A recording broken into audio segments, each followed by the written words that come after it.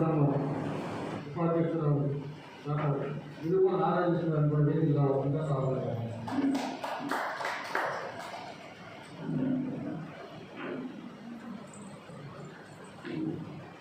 కార్యక్రమం మొదలుపెట్టే ముందుగా ప్రదర్శన 2018 డిసెంబర్ 30 తేదీన అంకురార్పణ జరిగింది.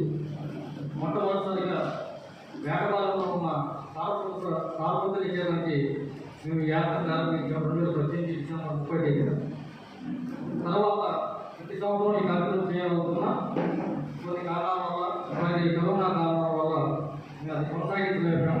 మళ్ళీ ఈ రోజున రాష్ట్ర స్థాయిలో మనకి ఆంధ్రప్రదేశ్లో చెప్పుకోదగ్గ గ్రంథాలు ఏమన్నాయంటే అందులో ఒక అన్నమయ్య గ్రంథాలయం కూడా కొన్ని వేల పుస్తకాలు ఇక్కడ పరిశోధన విద్యార్థులకు ఉపయోగపడే విధంగా భవిష్యత్తు కూడా ఈ గ్రంథాలయం ఎంతో ఉపయోగకరంగా తెలుసుకొని ఈరోజు ఈ కార్యక్రమం ఏర్పాటు చేయడం. ఈ కార్యక్రమాన్ని సాధించిన అన్నమయ్య గ్రంథాలయ సిబ్బంది వారి అందరికీ ప్రతి పేరు ధన్యవాదాలు తెలియజేసుకుంటూ కార్యక్రమం నిర్వహించవలసిందిగా ఈ సోమవారం ధన్యవాదాలు.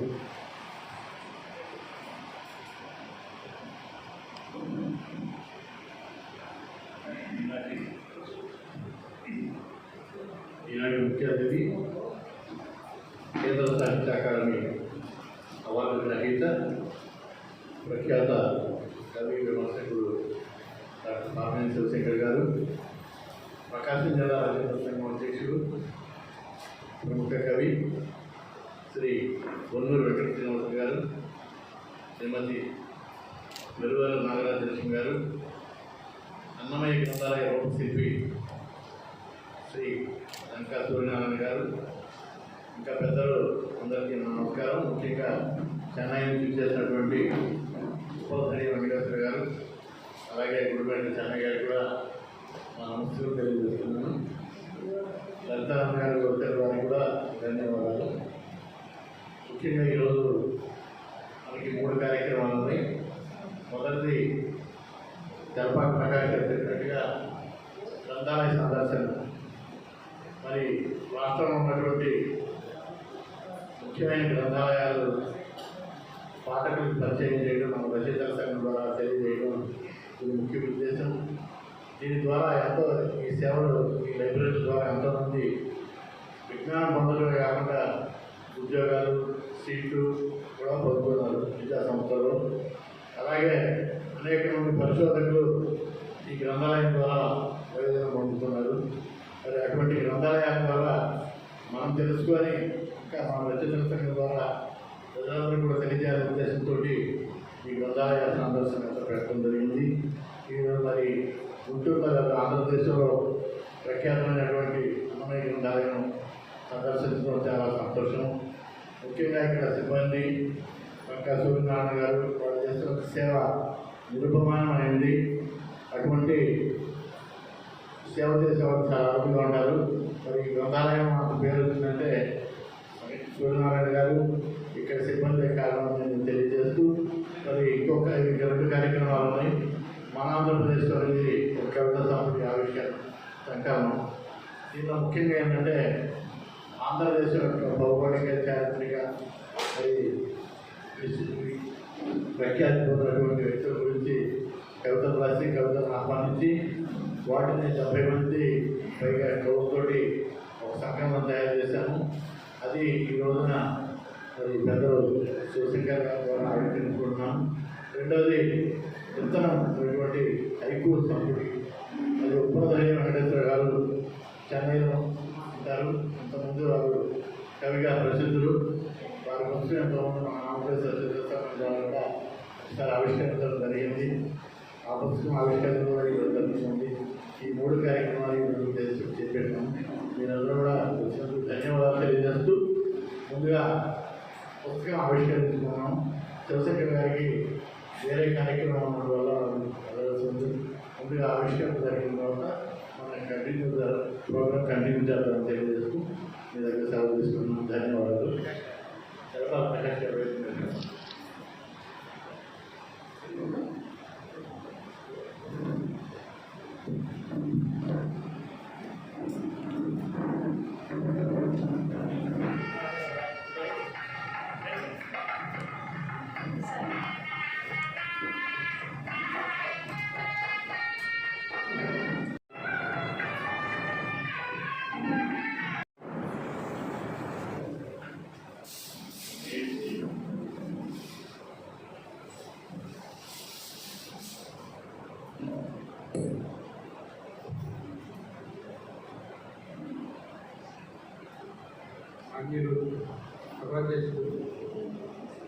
సురపల్లి గారు, ఆంధ్రప్రదేశ్ రచయితల సంఘం ప్రధాన కార్యదర్శి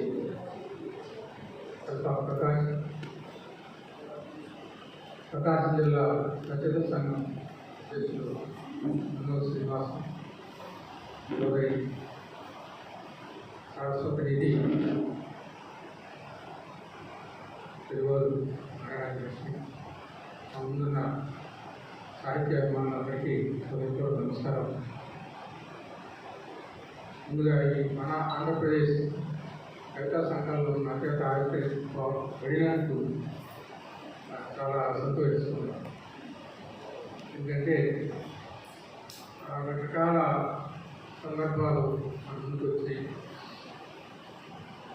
ముఖ్యంగా రాష్ట్ర విభజన తర్వాత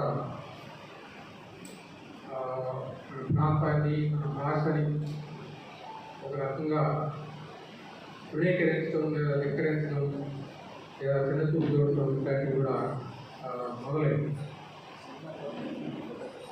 ఈ రాష్ట్రం వాళ్ళందరూ కూడా మొత్తంగా ఎవరినో వీళ్ళు అవమానించారని, పాత కాలం నుంచి ఇక్కడ ఆధిపత్యం సాగిందని చెప్పి, భాషా సంస్కృతుల మీద దాడి జరిగిందని చెప్పి రకరకాల ఆరోపణలు కూడా మన మీద వచ్చింది. అయితే వాస్తవం దానికి చాలా భిన్నంగా ఏంటంటే, పరిపాలకులు రకరకాల వాళ్ళ యొక్క పాలన ఆధిపత్యం కోసం కానీ, పాలన వారసత్వం కోసం కానీ రకరకాల విధానాలు వాళ్ళు అవలంబిస్తూ ఉంటారు. ఆ అవలంబించడంలో ఒక ప్రాంతం వారికి నష్టం లేదా మరొక భాష వాళ్ళకి నష్టం ఇట్లాంటివి సహజంగానే జరుగుతాయి. అయితే దానిలో సాహితీవేత్తలు కానీ, సాహిత్యకారులు కానీ, సామాన్య ప్రజలు కానీ వీళ్ళ యొక్క ప్రమేయం ఏమాత్రం అనేది కనుక ఆ ప్రమేయాన్ని అందరికీ అండగట్టడం అనేది అది గౌరవనీయం. ఆ పని జరిగింది. కాబట్టి ఇలాంటి చర్యల పట్ల కూడా మనం జాగ్రత్త వహించాలి. ప్రాంతాన్ని మనం, ఒక భాషని, దాని యొక్క ఉన్నతిని మనం గొప్పగా చెప్పుకునేటప్పుడు మరొక ప్రాంతాన్ని, మరొక యాసని లేదా మా ప్రాంతీయ భాషని మనం తక్కువ చేయాల్సిన అవసరం లేదు. అదే సమయంలో మన స్వాభిమానం దెబ్బతినకుండా కూడా మనం చూసుకోవాలి. నేను ఒక ఉదాహరణ చెప్తాను. తెలుగుకి మనకు ముందే నమస్కారాలు తెలియజేసుకొని వచ్చారు. తెలుగు తల్లి ఎక్కడ ఉంది అని చెప్పి కూడా ప్రశ్నించాడు కొంతమంది. దేశమాత ఎక్కడ ఉంది అని చెప్పి ప్రశ్నించారు.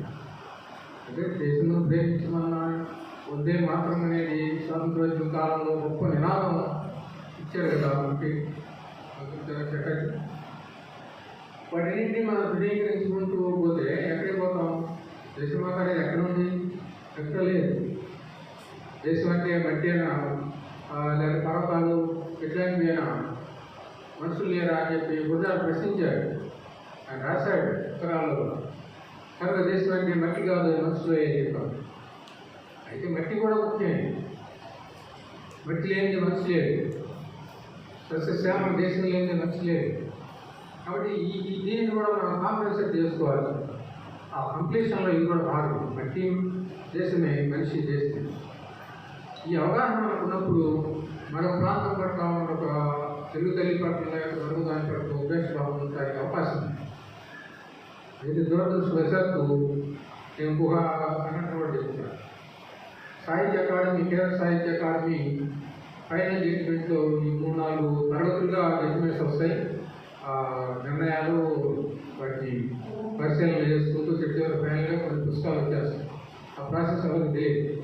ఫైనల్ వచ్చిన తర్వాత కూడా 3 జడ్జెస్ ఉంటారు. ఆ జడ్జెస్ ఎవరనేది విడుదలకు తెలియదు.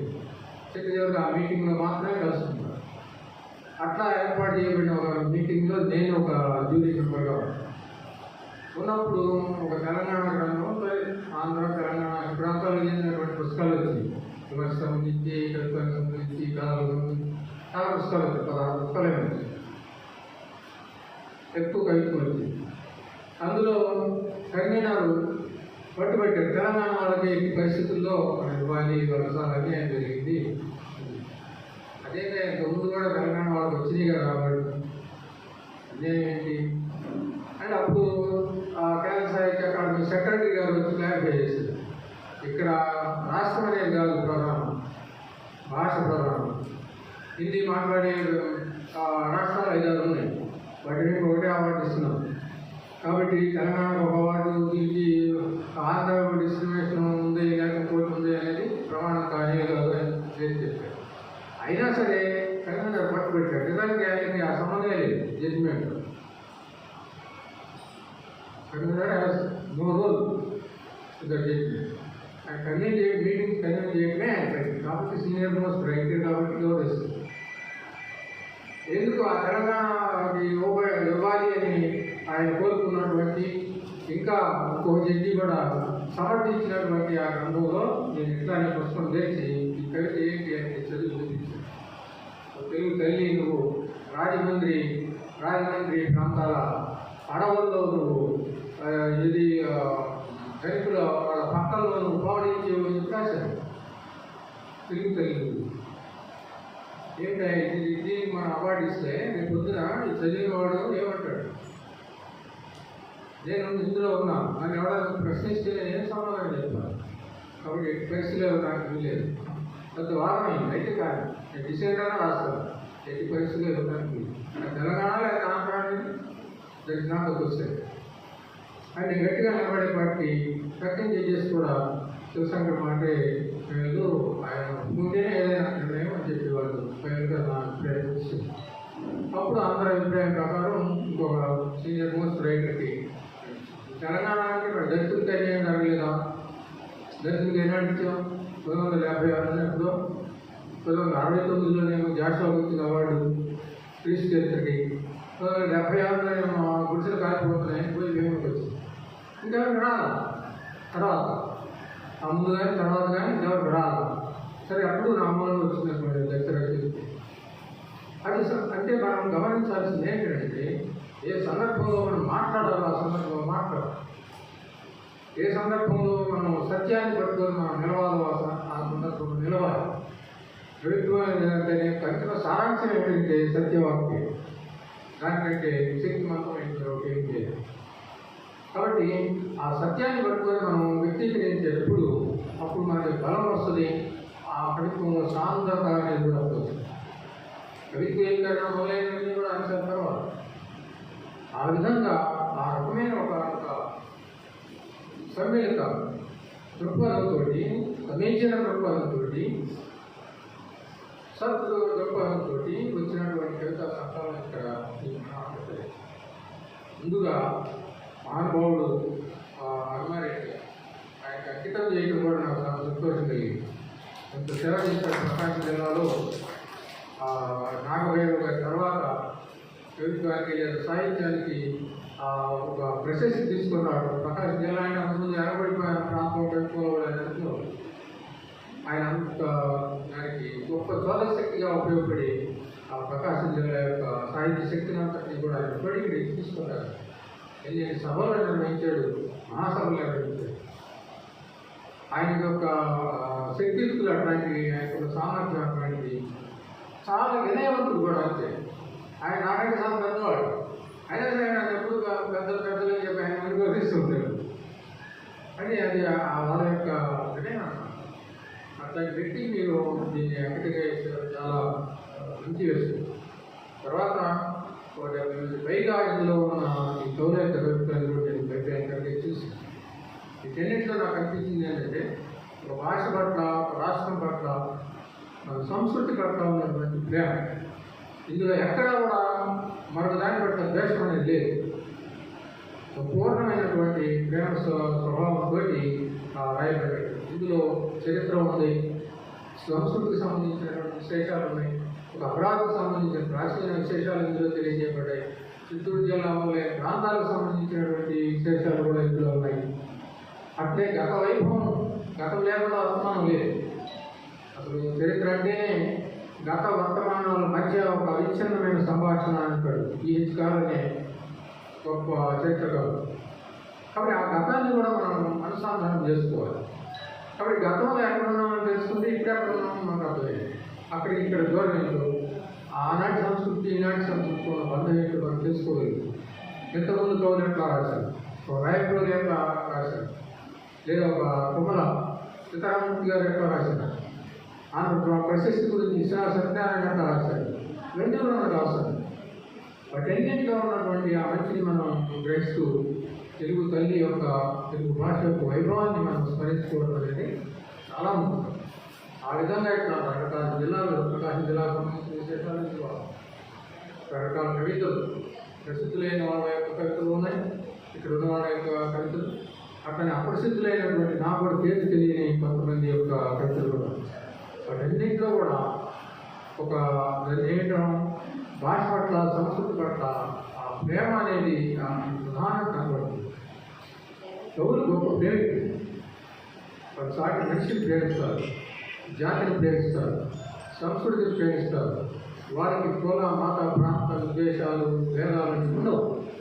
సరైన ఎవరికి కూడా ఆ రకమైనటువంటి సత్స్వభావం ఈ సంకల్పంలో కనబడుతుంది. ఇందులో ఉన్నటువంటి అందరికీ కూడా నేను హృదయపూర్వకంగా అభినందనలు తెలియజేస్తున్నాను. దీనికి చాలా మంచి ముందు మాట కూడా రాశారు. మా మాట అని చెప్పి వెంకటసుబ్బయ్య గారు అట్లనే చెప్పాలి ప్రకాష్ చాలా బాధ్యతాయుతంగా పనిచేస్తున్నటువంటి వాళ్ళు యొక్క సహా నిర్వాహకులు అందరినీ కూడా నేను హృదయపూర్వకంగా అభినందిస్తూ కలిగిస్తున్నాను. ఇంకోకుండా ఇంకో కార్యక్రమం ఆ పద్ధతి ఏంటంటే మొదట ఉద్యోగాలంటే జీవనాలు ఉండాలి, కానీ తప్పనిసరి నిర్వహించాలి.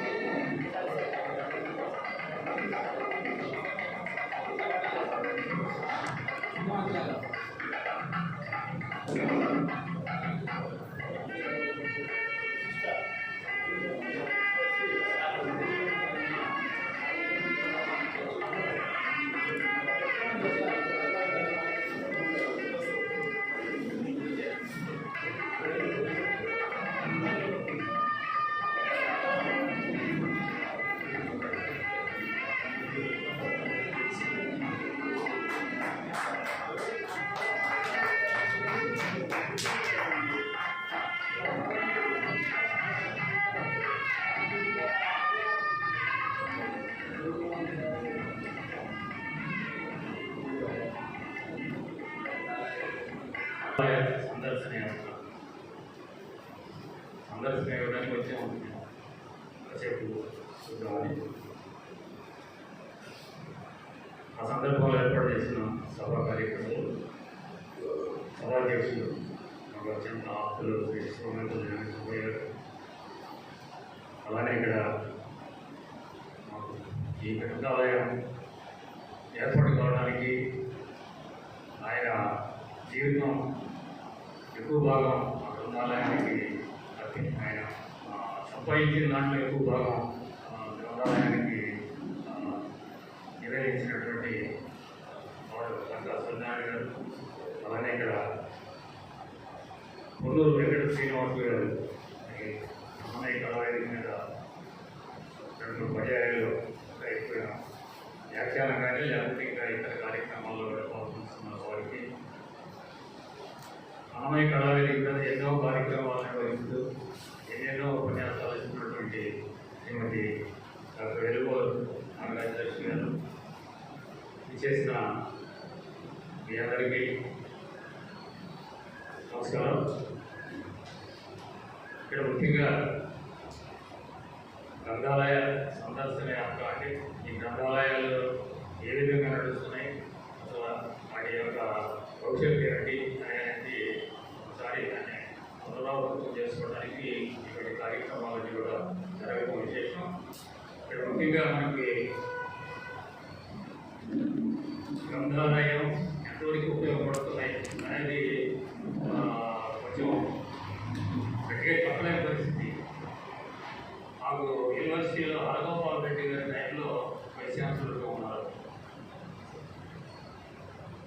దేవాలయానికి రావడం, ఇక్కడ ఇటువంటి కార్యక్రమాలు కూడా చూసి ఈ గ్రంథాలయాన్ని యూనివర్సిటీలో టైప్ చేసుకొని రీసెర్చ్ వాళ్ళకి కూడా ఇక్కడికి వచ్చి చూసేటట్టుని ఒక ఆలోచన చేశారు. అది అందుకే తర్వాత ఆయన క్లాస్ తయారీ యూనివర్సిటీ వాళ్ళు దాన్ని ఎందుకు చేసుకుపోతున్నాం నిజాలు కాదు. అసలు ఈ పెట్టుకోవడం అనేది అటువంటి ఏ విధంగా ఉంటుందో అర్థం కాని పరిస్థితుల్లో ఉంటాయి. అలానే ఇక్కడ పుస్తకంలో చూశారు మొత్తం ఇక్కడ రాజధానిలో రైతుల పరిస్థితి చూస్తున్నాం. ఇవాళ రాజధాని రైతులు వారికి ఉన్న ఎక్కడో సరే ఎకరంలో వాళ్ళు ఎంతమంది ఉన్నారనేది మనకి తెలుస్తాం. వాళ్ళకి ఏంటి జీవనాధారం అది ఆ ఎకరం చుట్టూలో కట్టేసుకుంటున్నారు, ఇలాంటి గుడికి పోతున్నారు, సంపాదించుకుంటున్నారు. వాళ్ళ భవిష్యత్తు అంతా పోయింది. అటువంటి పరిస్థితుల్లో ఇవాళ ఉన్నాం. అంటే కొంచెం చెప్పడానికి ఇబ్బందిగా ఉంటుంది, ఎందుకంటే ఆ రాజకీయాలతో సంబంధం లేదు. అయినా కూడా వాళ్ళ బాధలు కూడా ఆలోచించాల్సిన పరిస్థితి చూస్తున్నాం. ఇటువంటి పుస్తకం చూసినప్పుడు అనిపించాను, అందులో ఉన్నటువంటి రచనలు చూసినప్పుడు అనిపించింది. ప్రత్యేకంగా చెప్పాలని అనుకోలేదు. ఏదేమైనప్పటికీ కూడా ఈ లైబ్రరీ గ్రంథాలయం కూడా నేను అనుకున్నంత సమాజానికి ఉపయోగపడటం లేదేమో అనిపిస్తుంది. ఎందుకంటే ఉన్న పుస్తకాలన్నిటికీ అక్కడ స్థలం సరిపోతుంది. ఎవరైనా 10 మంది అసలు ఈ స్థలం చదువుకోవడానికి ఉంటుంది, ప్రజల్లో వచ్చిన వాళ్ళు అందరికీ కూడా, లేకపోతే గ్రంథాలయానికి ఇటువంటి అందరికీ ఉపయోగపడుతుందని ఇది అనుభవం ఉంది. కానీ దీన్ని అన్నదానానికి కానీ లేకపోతే మనుషులు కానీ వీళ్ళు ఒత్తిడి ఎక్కువైపోతుంది. ఏదో కార్యక్రమం పెట్టుకుంటారు. ఇక్కడి కార్యక్రమాలకి దీన్ని అలాట్ చేయడం జరుగుతుంది. అక్కడ పైన 10 మంది వచ్చి చదువుకునేటట్టుగా అవకాశం ఉండాలి. ఏదో 10 మంది వస్తున్నారు, చదువుకుంటున్నారు, కానీ పూర్తిగా దాన్ని యాడ్ చేయలేకపోతున్నాం అని అనుకుంటున్నాం. దానికి అది త్వరలోనే మళ్ళీ అది ఆలోచించాల్సిన అవసరం ఉంది. సూర్యనారాయణ గారు మా కమిటీ మీటింగ్లో ఈ విషయాలన్నీ కూడా దృష్టి చేసుకుని ఒక విధంగా ఏర్పాటు చేయడానికి అందరూ కూడా విషయాలని చేస్తూ సమ్మటి కార్యక్రమాన్ని ఏర్పాటు చేసి చదువుతున్న కార్యక్రమాలు నాకు మీతో అవకాశం నమస్కారాలు తెలియజేస్తూ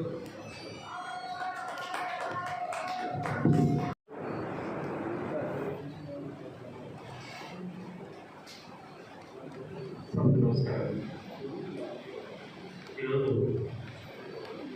మంచి కార్యక్రమం పాల్గొనే పెట్టి మనందరూ కూడా ఆ గ్రంథాలయం సందర్శించే అవకాశాన్ని కల్పించినటువంటి ఆంధ్రప్రదేశ్ రచయితల సంఘం కార్యవర్గానికి మొత్తానికి ధన్యవాదాలు తెలియజేస్తూ, ఈరోజు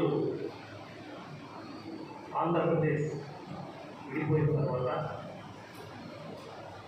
మన ఆంధ్రప్రదేశ్ అనే పేరుతోటి ఒక మంచి కవితా సంకలనాన్ని తీసుకొచ్చేటటువంటి ప్రయత్నం చేసి విజయవంతమయ్యారు. ఎందుకంటే మన రాష్ట్రంలో ఉన్నటువంటి అనేక మంది కవులు వారి జిల్లాల యొక్క ప్రాశస్త్యాన్ని, అక్కడ ఉన్నటువంటి సాంస్కృతిక నేపథ్యాన్ని, అక్కడ ఉన్నటువంటి ఆచార సంప్రదాయాల్ని, అలానే ఆ జిల్లా యొక్క గొప్పతనాన్ని, ఆంధ్రప్రదేశ్ యొక్క గొప్పతనాన్ని, గతంలో ఉన్నటువంటి ఆంధ్రప్రదేశ్, ఇప్పుడు ఉన్నటువంటి ఆంధ్రప్రదేశ్ గొప్పతనాన్ని అన్నింటినీ మేళవిస్తూ చక్కటి కవితా సంకలనాన్ని తీసుకురావడం జరిగింది. అంటే మన ఆంధ్రప్రదేశ్ విడిపోయినప్పుడు 13 జిల్లాలుగా ఉంది, ఇప్పుడు 26 జిల్లాలు. అంటే 2 శరీరాలు ఒక ఆత్మగా ఉంది పరిస్థితి. ఎందుకంటే మా ప్రకాశం జిల్లాని కూడా 2 జిల్లాలు చేశారు. ఇప్పుడు 2 శరీరాలు ఒక ఆత్మలాగా ఉంది. ఇప్పుడు మేము మా ఎర్రని మా ప్రకాశం జిల్లా ఒంగోలు జిల్లా నుంచి నెల్లూరు జిల్లాకి కోల్పోయింది. ఇప్పుడు మా ఎర్రని కాదని మేము అనగలిగాం, అనలేదు. కాబట్టి ఎర్రన కూడా మావాడి 2 శరీరాలు ఒక ఆత్మగానే మేము ఉన్నామని భావిస్తూ, ఇది కూడా 13 జిల్లాలు ఉన్నప్పుడు రాసినటువంటి కవితలు, ఇప్పుడు 26 జిల్లాలే. అయినా కానీ వారి యొక్క అభిప్రాయాలు అన్నీ కూడా చాలా చక్కగా నిలబెడుతున్నది. ముఖ్యంగా పొట్టి శ్రీరాములు గారు చేసినటువంటి త్యాగాన్ని మనందరూ కూడా ఒకసారి గుర్తు చేసుకోవాల్సినటువంటి అవసరం. భాషా ప్రయుక్త రాష్ట్రాలు ఏర్పడాలని ఆ మహానుభావుడు ఒక్కొక్కరు ఒక్కొక్క రకమైనటువంటి లక్ష్యం, ఒక్కొక్కరు ఒక్కొక్క రకమైనటువంటి ఆశయంతో ముందుకు పోయినటువంటి వాడు. మహాత్మా గాంధీ గారు అహింసా సిద్ధాంతంతో ఆయన స్వాతంత్ర పోరాటాన్ని జరిపితే పొట్టి శ్రీరాములు గారి యొక్క జీవితాన్ని కనుక తీసుకుంటే ఆయన ప్రతి సమస్యలు కూడా ఒక నిరాహార దీక్ష ద్వారా ఆయన ఆ సమస్యకి పరిష్కారం కోసం ఉద్యమం నడిపినటువంటి మహానుభావుడు. అలాగే ఆంధ్ర రాష్ట్రం కావాలని కూడా ఆయన బాగా ఈ దీక్షని చేపట్టినప్పుడు, ఆంధ్ర నిరాహార దీక్షను చేపట్టినప్పుడు 58 రోజుల పాటు ఆయన నిరాహారంగా ఈ దీక్షని చేపట్టి ఆయన తన తుది శ్వాసను విడిస్తే ఆ రోజు ఆయన వైద్యానికి 4 మృగాలు లేనటువంటి దౌర్భాగ్యమైన స్థితిలో మన వాళ్ళందరం ఇప్పుడు పులుసు సామమూర్తి గారి ఇంట్లో ఆయన ఆమరణ నిరాహార దీక్ష చేయడం, ఆయన చనిపోయినప్పుడు నలుగురు మోసేవాడు లేకపోతే ఎవరు ఈ నర సంస్కారాలు చేయాలని అనుకున్నప్పుడు ఆయనకి చిరదోడు వాదోడుగా ఆయన 58 రోజులు నిరాహార దీక్ష చేస్తే ఆయనకి చిరదోడు వాదోడుగా ఉన్నటువంటి సాధు సుబ్రహ్మణ్యం గారు మా వీళ్ళందరికీ గుడివాడు. ఈ గుడివాడ వాడు మనవాడు ఎవరైనా ఉన్నారా ఈ తమిళనాడు అన్నటువంటి జరిగితే ఘంటసాల మాస్టర్ గారు కూడా గుడివాడకి చెందినటువంటి వాడు అయితే అప్పుడు ఘంటసాల మాస్టర్ గారి దగ్గరికి వెళ్ళి 4 యుద్ధాలు లేనటువంటి పరిస్థితి ఈ ఆంధ్ర రాష్ట్రం కోసం, భాషా ప్రయుక్త రాష్ట్రం కోసం పోరాటేటువంటి మహానుభావుడిని మోసేటటువంటి 4 యుద్ధాలు లేనటువంటి దౌర్భాగ్యమైనటువంటి స్థితిలో మనం ఉన్నాం అని ఘంటసాల మాస్టర్ గారు జరిగితే అప్పుడు ఆయన ఒక ఎద్దుల బండి మీద, ఇప్పుడు ఈరోజు మనకి అత్యమయాత్రని వాహనాలు వచ్చినట్టు ఆ రోజు ఎద్దుల బండి మీద ఆయన పార్థివ దేహాన్ని పెట్టుకొని ఘంటసాల మాస్టర్ గారు కూడా ఒక అద్భుతమైనటువంటి మాటలతోటి తెలుగు జాతి పౌరుషం చచ్చిందని, చీము నెత్తులు లేని తెలుగు జాతి కోసం అసువులు బాసిన అమరజీవి పొట్టి శ్రీరాములు ఆయన గీతాన్ని ఆలపిస్తూ తెలుగు జాతి యొక్క దౌర్భాగ్యాన్ని గురించి ఆయన పాడుకుంటూ వెళ్ళేటువంటి సందర్భం. అటువంటి పొట్టి శ్రీరాములు గారి యొక్క ఆత్మత్యాగంతో ఈరోజు తెలంగాణ కూడా ఏర్పడింది. తెలంగాణ కూడా ఆయన ఆత్మత్యాగంతో ఆ భాషా ప్రయుక్త రాష్ట్రంగా ఏర్పడట్లే కానీ ఇప్పుడు అక్కడ ఆయన మరణించినప్పుడు కానీ ఆయన జయంతి కానీ ఆయన వర్ధంతి కానీ చేస్తున్నారా అనేది ఒక ప్రశ్న మనం ఆలోచించుకోవాలి. సరే, ఆయన ఆ మహానుభావుడి యొక్క త్యాగంతో ఏదైనా కానీ 2 తెలుగు రాష్ట్రాలుగా ఏర్పడటం, మనకి ప్రతి దేహానికి 2 కళ్ళు ఉన్నట్లుగా మనకి 2 తెలుగు రాష్ట్రాలు ఏర్పడటం కూడా మనకి ఆనందకరమైనటువంటి విషయమే.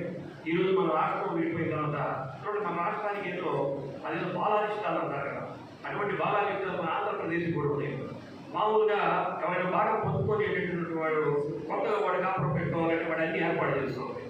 మన నుంచి విడిపోయిన వాడేవో ఆనందంగా ఉన్నాడు, మనం అన్ని ఏర్పాటు చేసుకోవాల్సినటువంటి పరిస్థితి దౌర్భాగ్యంలో మనం. అటువంటి పరిస్థితి ఒక విచిత్రమైనటువంటి సంగీతమైనటువంటి పరిస్థితి మన ఆంధ్ర రాష్ట్రానికి ఏర్పడింది. అయినా కానీ కవుల్లో ఉన్నటువంటి కవిత్వం మాత్రం తగ్గలేదు. మనం దేంట్లో వెనకబడినా సరే మన ఆంధ్ర రాష్ట్రంలో కొత్తగా ఏర్పడినటువంటి ఆంధ్ర రాష్ట్రంలో కవులు కవిత్వాన్ని రాయడంలో, కవిత్వాన్ని పండించడంలో మాత్రం ముందున్నారని ఈ కవితా సంపుటిని చదివినప్పుడు నాకు అర్థమవుతున్నటువంటి విషయం. 77 మంది దీంట్లో కవితలు రాయడం జరిగింది. వారి యొక్క జిల్లాల గురించి, ఆంధ్రదేశం యొక్క గత వైభవం గురించి, ఆంధ్రదేశంలో ప్రస్తుతం ఉన్నటువంటి వైభవాల గురించి, మన సంస్కృతి సంప్రదాయాల గురించి, ఆచార సంప్రదాయాల గురించి రకరకాలైనటువంటి అంశాలతో కవిత్వాన్ని చేశారు. మీరందరూ ఈరోజు ఇంతమంది వస్తారని నాకు నమ్మకం లేదు, నేనే వస్తానని నమ్మకం లేదు. ఎందుకంటే ఒక్క సూర్యుడు వస్తేనే భగవగ మండుతుంది. ఎంతమంది కవితా సూర్యుడు వస్తే ఇక మంటకి ఏముంటుంది. ఇంతమంది కవితా సూర్యుడు ఇక్కడికి వస్తే ఆ వేడి కూడా ఎక్కువగా ఉంది. అయినా కానీ ఈరోజు అన్నమయ్య ఆ గ్రంథాలయాన్ని సందర్శించడం అనేది చాలా ఆనందకరమైన. ప్రతి ఒక్కరు కూడా తెలుసుకోవాల్సినటువంటి విషయం ఏంటంటే, ప్రతి ఇంట్లో కూడా ఇప్పుడు 4 బెడ్రూమ్ ఉందా, 3 బెడ్రూమ్ కావాలని చెప్పి అందరూ అడుగుతున్నటువంటి సందర్భంలో ప్రతి ఇంటిలో కూడా ఒక గ్రంథాలయం, ఒక బెడ్రూమ్ లాగానే ఒక పుస్తకాల ముందు కూడా ఒకటి పెట్టుకోవాలి. పెట్టుకుంటేనే మనం కూడా కొద్ది ముందుకు పోయేదానికి అవకాశం. ప్రతి ఇంటికి కిటికీలు ఎలా ఉంటాయో అలాగే పుస్తకాల షెల్ కూడా అలానే ప్రతి ఇంటికి ఉంటాయి. అప్పుడే మనం విజ్ఞానం వెలువరించేదానికి అవకాశం ఉంటుంది. కిటికీలు ఎందుకు పెట్టుకుంటాం, వెలుతురు రావడానికి పెట్టుకుంటాం, గాలి రావడానికి పెట్టుకుంటాం. కాబట్టి అలాగే ప్రతి ఇంట్లో కూడా పుస్తకాల షెల్ ఉంటే చాలా ఇంకా బాగుంటుందని నా అభిప్రాయం. అసలు పుస్తకాన్ని గురించి అన్వేషణ చేయడం కూడా ఒక పెద్ద ప్రక్రియ. ఒక్కోసారి మన పుస్తకం దొరకకపోతే ఆ పుస్తకం ఎక్కడ దొరుకుతుంది, రేపు ఉపన్యాసం దీని గురించి ఎక్కడ దొరకాలంటే మన దగ్గర దొరకనటువంటి పరిస్థితి. మనం కొన్నామని గుర్తుంటుంది కానీ మన పుస్తకాల్లో ఎక్కడ చెప్తుందో కూడా అర్థం కానటువంటి పరిస్థితి. దాని గురించి ఒక అద్భుతమైన మాట చెప్పాడు.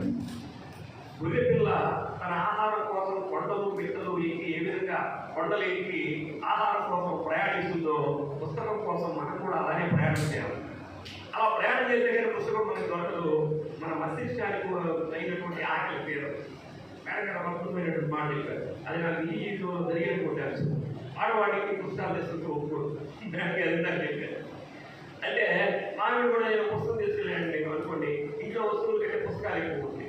మావిడ ఒక మాట అద్భుతమైన మాట చెప్పింది, నువ్వు ఎలా పుస్తకాలైనా లేదు అంటే ఆడవాళ్ళ పరిస్థితి అది కావు. ఎడు చూసిన పుస్తకాలు వాళ్ళకి చదువుతూ ఉంటాయి. అంటే నేను ఒక మాట చెప్పిన చెప్పలేదు, ఈ పుస్తకం విలువ నీకు తెలియదే, రేపు నన్ను ఈ పుస్తకం గురించి మాట్లాడుకున్నారు, ఈ ఉపన్యాసం చెప్పి 10,000 ఇస్తాను అని ఇంటుంది. అట్లా ఆ పుస్తకం విలువ అలాంటిది. ఆ పుస్తకం ఇప్పుడు పనికి రాకపోవచ్చు, భవిష్యత్తులో ఎప్పుడైనా ఉపయోగపడుతుంది. అటువంటి గొప్ప గ్రంథాలయాన్ని ఈరోజు మనం సందర్శించేటటువంటి అదృష్టం మనకు కలగడం.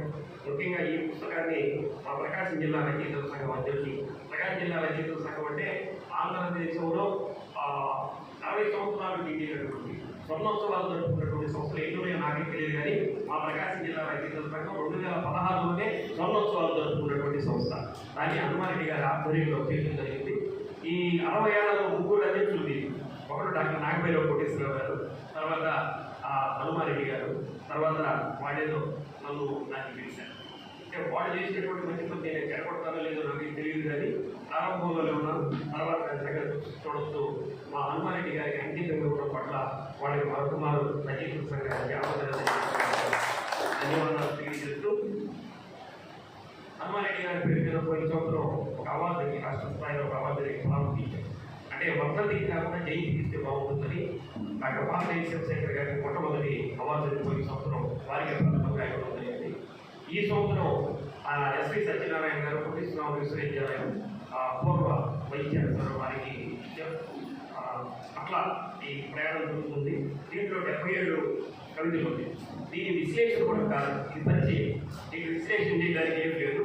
దీంట్లో ఉన్నటువంటి కవితలు పరిచయం చేయడానికే నేను వచ్చాను. దీంట్లో ఉన్నది చదివి వినిపిస్తాను మీకు, అన్నీ కూడా వినిపిస్తాను.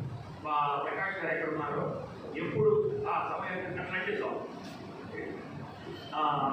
నేను ముగింపులో వస్తుందంటే మీరు అన్నీ చెప్పాల్సిందే, అన్నీ వదిలేయాల్సిందే. ఎందుకంటే అన్ని ఒకే రకాలైనటువంటి భావంతో అందరి హృదయం ఆ ఆంధ్రప్రదేశ్ మీద ఉన్నటువంటి వాళ్ళ ప్రేమని దీంట్లో అక్షరాప్రభావం వ్యక్తం చేశారు. కాబట్టి దీంట్లో కొన్ని మనం తెలుసుకున్నాం. దీంట్లో 77 కవితలు ఉన్నాయి. ఈ 77 కవితల్లో డాక్టర్ సి భవానీదేవి గారు ఒక అద్భుతమైనటువంటి కవిత, దాని నుంచి మనం ప్రారంభిస్తాం. కలిసి ఉంటామని కన్నీళ్లు కార్చిన వాడే వేసుకుంపటి రాజేసుకున్న మొక్కలోని ధీరత్వంతో నిలబడింది వినూత్న విమల కంకణధారి అని వికసిస్తుంది. కలిసి ఉంటామన్న వాడే విడిపోయారన్నటువంటి భావన తెలియజేస్తూ, ఇవాళ ఎన్ని జిల్లాలన్నది లెక్క కాదు, ఇవాళ ఎన్ని జిల్లాలన్నది లెక్క కాదు, నాడు ఆందోళోద్యమంలో పశువులు అర్పించిన నక్షత్రాలు ఎన్నన్నదే లెక్కకు అందని వెలుగు లెక్కలు అని ఆ రోజు ఎంతమంది ఈ రాష్ట్రం కోసం అసలు బాచారో దాని గురించి మనం లెక్క పెట్టాలి, కానీ వీళ్ళు ఎన్ని జిల్లాలు ఇచ్చారు అన్నది కాదని మన అద్భుతమైనటువంటి ఒక మాటలు తెలుసుకుంటారు. అలానే డాక్టర్ బిఆర్ రాసాని గారు మన చిత్తూరు జిల్లా గురించి వారు రాశారు. వారి జిల్లా ఒక ప్రాధాన్యత ఉంది. ఇక్కడ ప్రతి మట్టి రేణువు సత్తువ కలిగినది, ప్రతి చివురు కొమ్మ చేవదీయనది, ఇక్కడ గాలి నీరు అన్నీ అతి పవిత్రాలే, కన్నడ ఆది కవి పంపడు పుట్టినది ఇక్కడే, దూర్జడికి అర్థం చూసింది ఇక్కడే అని ఆయన ఆ జిల్లా ఉన్నటువంటి నేపథ్యాన్ని గురించి వారు చక్కగా వారి యొక్క కవితలో రాశారు. అంటే దీంట్లో ఎక్కువగా ఆంధ్రప్రదేశ్ యొక్క ఔన్నత్యాన్ని గురించి ఎక్కువ రాసినటువంటి కవితలు ఉన్నాయి. కొంతమంది మాత్రం వారి యొక్క ప్రాంతాల మీద కవిత్వాన్ని రాసినటువంటి కవితలు కూడా ఉన్నాయి. పుత్తూరు సుబ్బారావు గారు ఈయన హైదరాబాద్లో ఉంటారు, అయినా కానీ వీళ్ళు మంగళగిరిగా ఉంది. ఆ మంగళగిరి మీద ప్రేమ ఉంటే ఆయన జబర్దస్తుగా అందాలను చూపించే డ్రెస్ మెటీరియల్ తయారీలో వ్యర్థమైన మిగిలిన దానంగా నేత కార్మికుల నేస్తాల వ్యధలు పురవీధుల్లో ఇంకా ఎగబడుతూనే ఉన్నాయి అని అక్కడ ఉన్నటువంటి చేనేత కార్మికుల దీన వ్యవస్థని ఆయన చెప్తూ, అక్కడక్కడ తొంగి చూసే చీకటి కోణాలు కొండపైన నెలకొన్న స్వామివారికి జయించే పానకంలోని పుడకల పుచ్చుకుంటున్నాయి అని అన్నాడు. స్వామివారి అక్కడ పానకాల నరసింహస్వామి ఉన్నాడు కాబట్టి ఆ పానకంలో పుడకల్లాగా ఇక్కడ ఉన్నటువంటి సమస్యలన్నీ కూడా కనిపిస్తున్నాయని ఆయన ఒక అభివ్యక్తిని రాయించారు.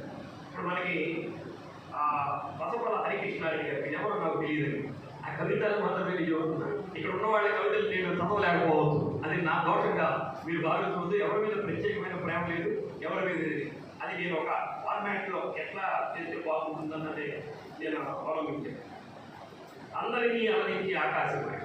ఆకాశవాణి అంటే మనందరికీ కూడా ప్రథమ పడి. ఇప్పుడు ఆకాశవాణి ఎప్పుడు ప్రోగ్రామ్స్ రావట్లేదు, కానీ గతంలో అభివృద్ధిని, ఆ భావరగని, భావచిత్రాలని ఇవన్నీ వచ్చే మనందరం కవితలు పంపించేవాళ్ళం. యువవాణి కూడా పెద్ద అందరికీ వేదికలా ఉండేది. యువవాణిలోనే అందరూ కవితలు వినిపించినట్టు నేను కూడా యువవాణిలో కవితలు వినిపించేవాడిని. నాటి నేటి మేటి స్వీటు పాఠం బాధాచారి. నాటి నేటి మేటి స్వీటు పాఠం అంటే పాత పాటలు చక్కగా వినిపించేవాడు. ఇప్పుడు ఎవరైనా రేడియో వినేవాడేవాడు. పూట పూట తీయని మాటల పూట, ఆ పాత మధుర మధురులు, ప్రభాత రేఖలలో షడ్రుతులు, ఎన్నెన్నో అందించు వాణి, సకల కళల తారాణి, మన ఆకాశవాణి అంటూ విజయవాడ అనగానే గుర్తొచ్చింది ఆకాశవాణి అని ఆయన చక్కగా చెప్పారు. ఎస్ఆర్ పృథ్వీ గారు రాజమహేంద్రవరంలో జీవిస్తున్న గొప్ప రాజమహేంద్రవరం గురించి ఆయన రాశాడు.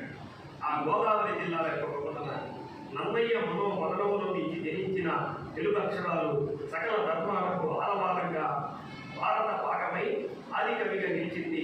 కరువు కాటకాల చిత్రాన్ని చెప్పి వరిగైకిలో జీవనం నింపేందుకు నీటి జాడల్ని ఆపి ధవళేశ్వరం వద్ద కాటను అడ్డుకట్టయ్యాడు. కాటన్ దొర యొక్క గొప్పతనాన్ని ఆయన చెప్తూ ఇంకా అక్కడ ఉన్నటువంటి చిలక మంత్రి వారి గురించి, తాతల వారి గురించి, గరిమెళ్ళ వారి గురించి, వారి యొక్క అక్కడ నేపథ్యాన్ని గురించి కూడా, ముఖ్యంగా కందుకూరి వీరేశలింగంలో చేసినటువంటి దీన్ని కొట్టుకుని పోయే కొన్ని కోటి లింగాలు వీరేశలింగం ఒకటి మిగిలిన ద్వారా ఆలోచన, అటువంటి అద్భుతమైనటువంటి అటువంటి ఆ ప్రాంతాన్ని గురించి ఆయన రాశాడు. ఇంకా ఎదురు చూపులని కోపూరి పుష్పాదేవి గారు, ఇది జీవితం అంటే, అది ఆనందం అంటే, ప్రపంచంలోనే పేరెన్నిక కన్నా బాపూజీని మోస్తున్న నాదే కదా బతుకంటే ప్రవశించా, జీవితం ధన్యమైందని పొంగిపోయాను. అటు దుర్గమ్మ మల్లికార్జునుడి మోస్తున్న ఇంద్రకీలాద్రి కంటే నేను ఎప్పుడూ తక్కువ అని ఆయన ఆ విజయవాడ గొప్పతనాన్ని గురించి వారి కవితలో వినిపించారు. తెలంగాణ అని తెనాలి, ఇది తెనాలినా తెనాలని బాగా ఫేమస్ అయ్యారు. మన తెనాలి ఎంపీ రఘునాథరావు గారు, ఆంధ్రప్రదేశ్లో ఆంధ్ర ప్యారిస్ మా తెనాలి, నాస్తిక వాదాలకు తెరవు మా తెనాలి, రాజకీయ దొరందరు రాణించిన మా తెనాలి, కవులకు కళలకు నిలయం మా తెనాలి అని అక్కడ ఉన్నటువంటి సాంస్కృతిక నేపథ్యం, అక్కడ రాజకీయంగా జరిగినటువంటి ఆ సందర్భాలన్నీ కూడా వారు దాంట్లో ఆ కవితలో వినిపించారు. అలాగే విశాఖ నా ప్రియ ముదిత అని టి సాంబశివరావు గారు, శ్రీశ్రీ వారి కవల తరంగం విశాఖ, ఎన్నేటి వారి కీర్తి సుధల విశాఖ, కట్టమంచి కళల రాణి విశాఖ, ఆదిశాస్త్రి రచనల గని విశాఖ, సాహితీ పిపాసుల కలబోత విశాఖ అని ఆయన కవితలో వినిపించారు. ఇంకా పెద్ద కవిత ఉందనుకుంటే దాంట్లో కొన్ని మాటలన్నీ వినిపించారు.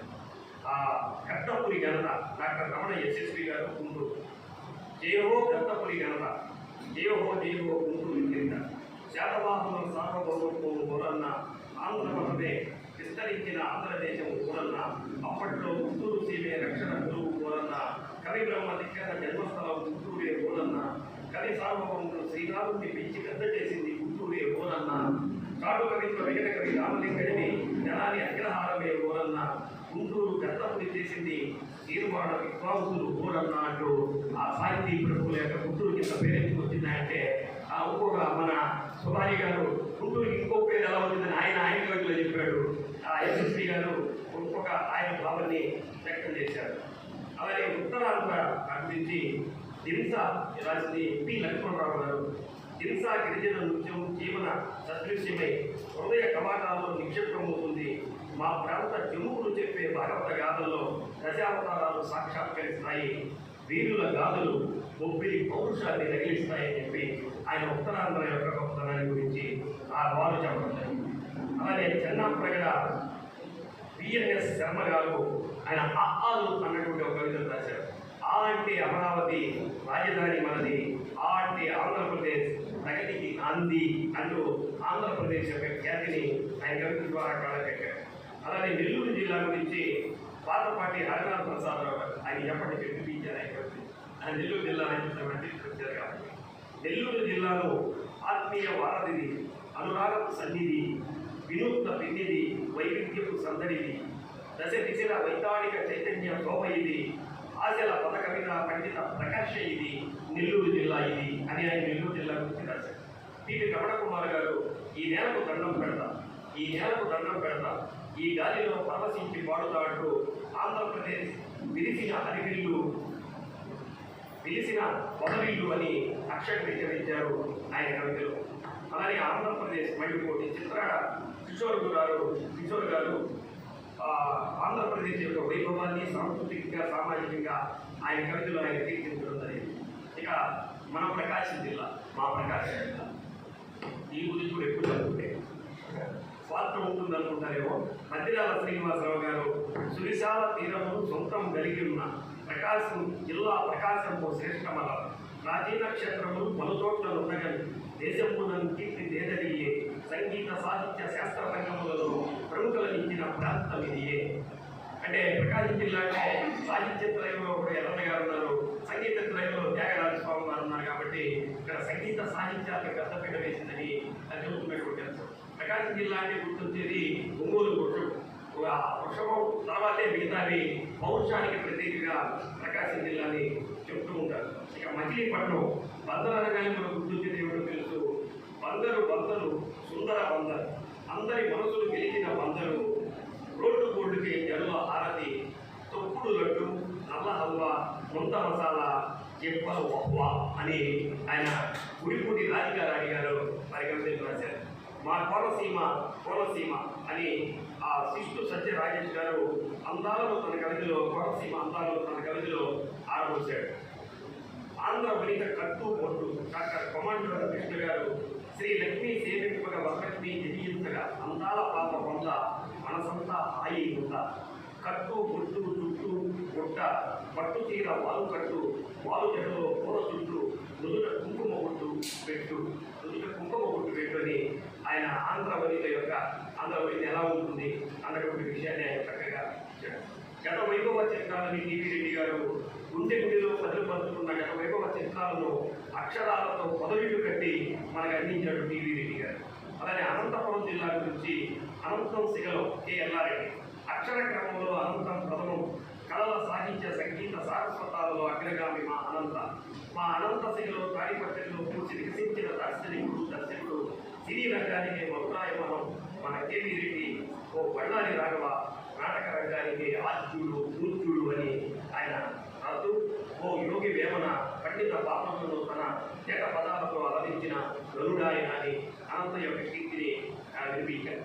విశ్వం పాట, పెన్నేటి పాట, కోటి గుర్తుల కిందెల వీటి కొలుచు, కోటి గుండెల కన్నెర కొట్టు కొలుచు, పెన్నేటి పాటలో కన్నీటి గేయాన్ని వినిపించిన మట్టిలో మాణిక్యం విశ్వం గారి పెన్నేటి పాటకు అసరమ్యమైన వ్యాఖ్యానం ఈ కవితలు అందించారు రఘురామయ్య గారు.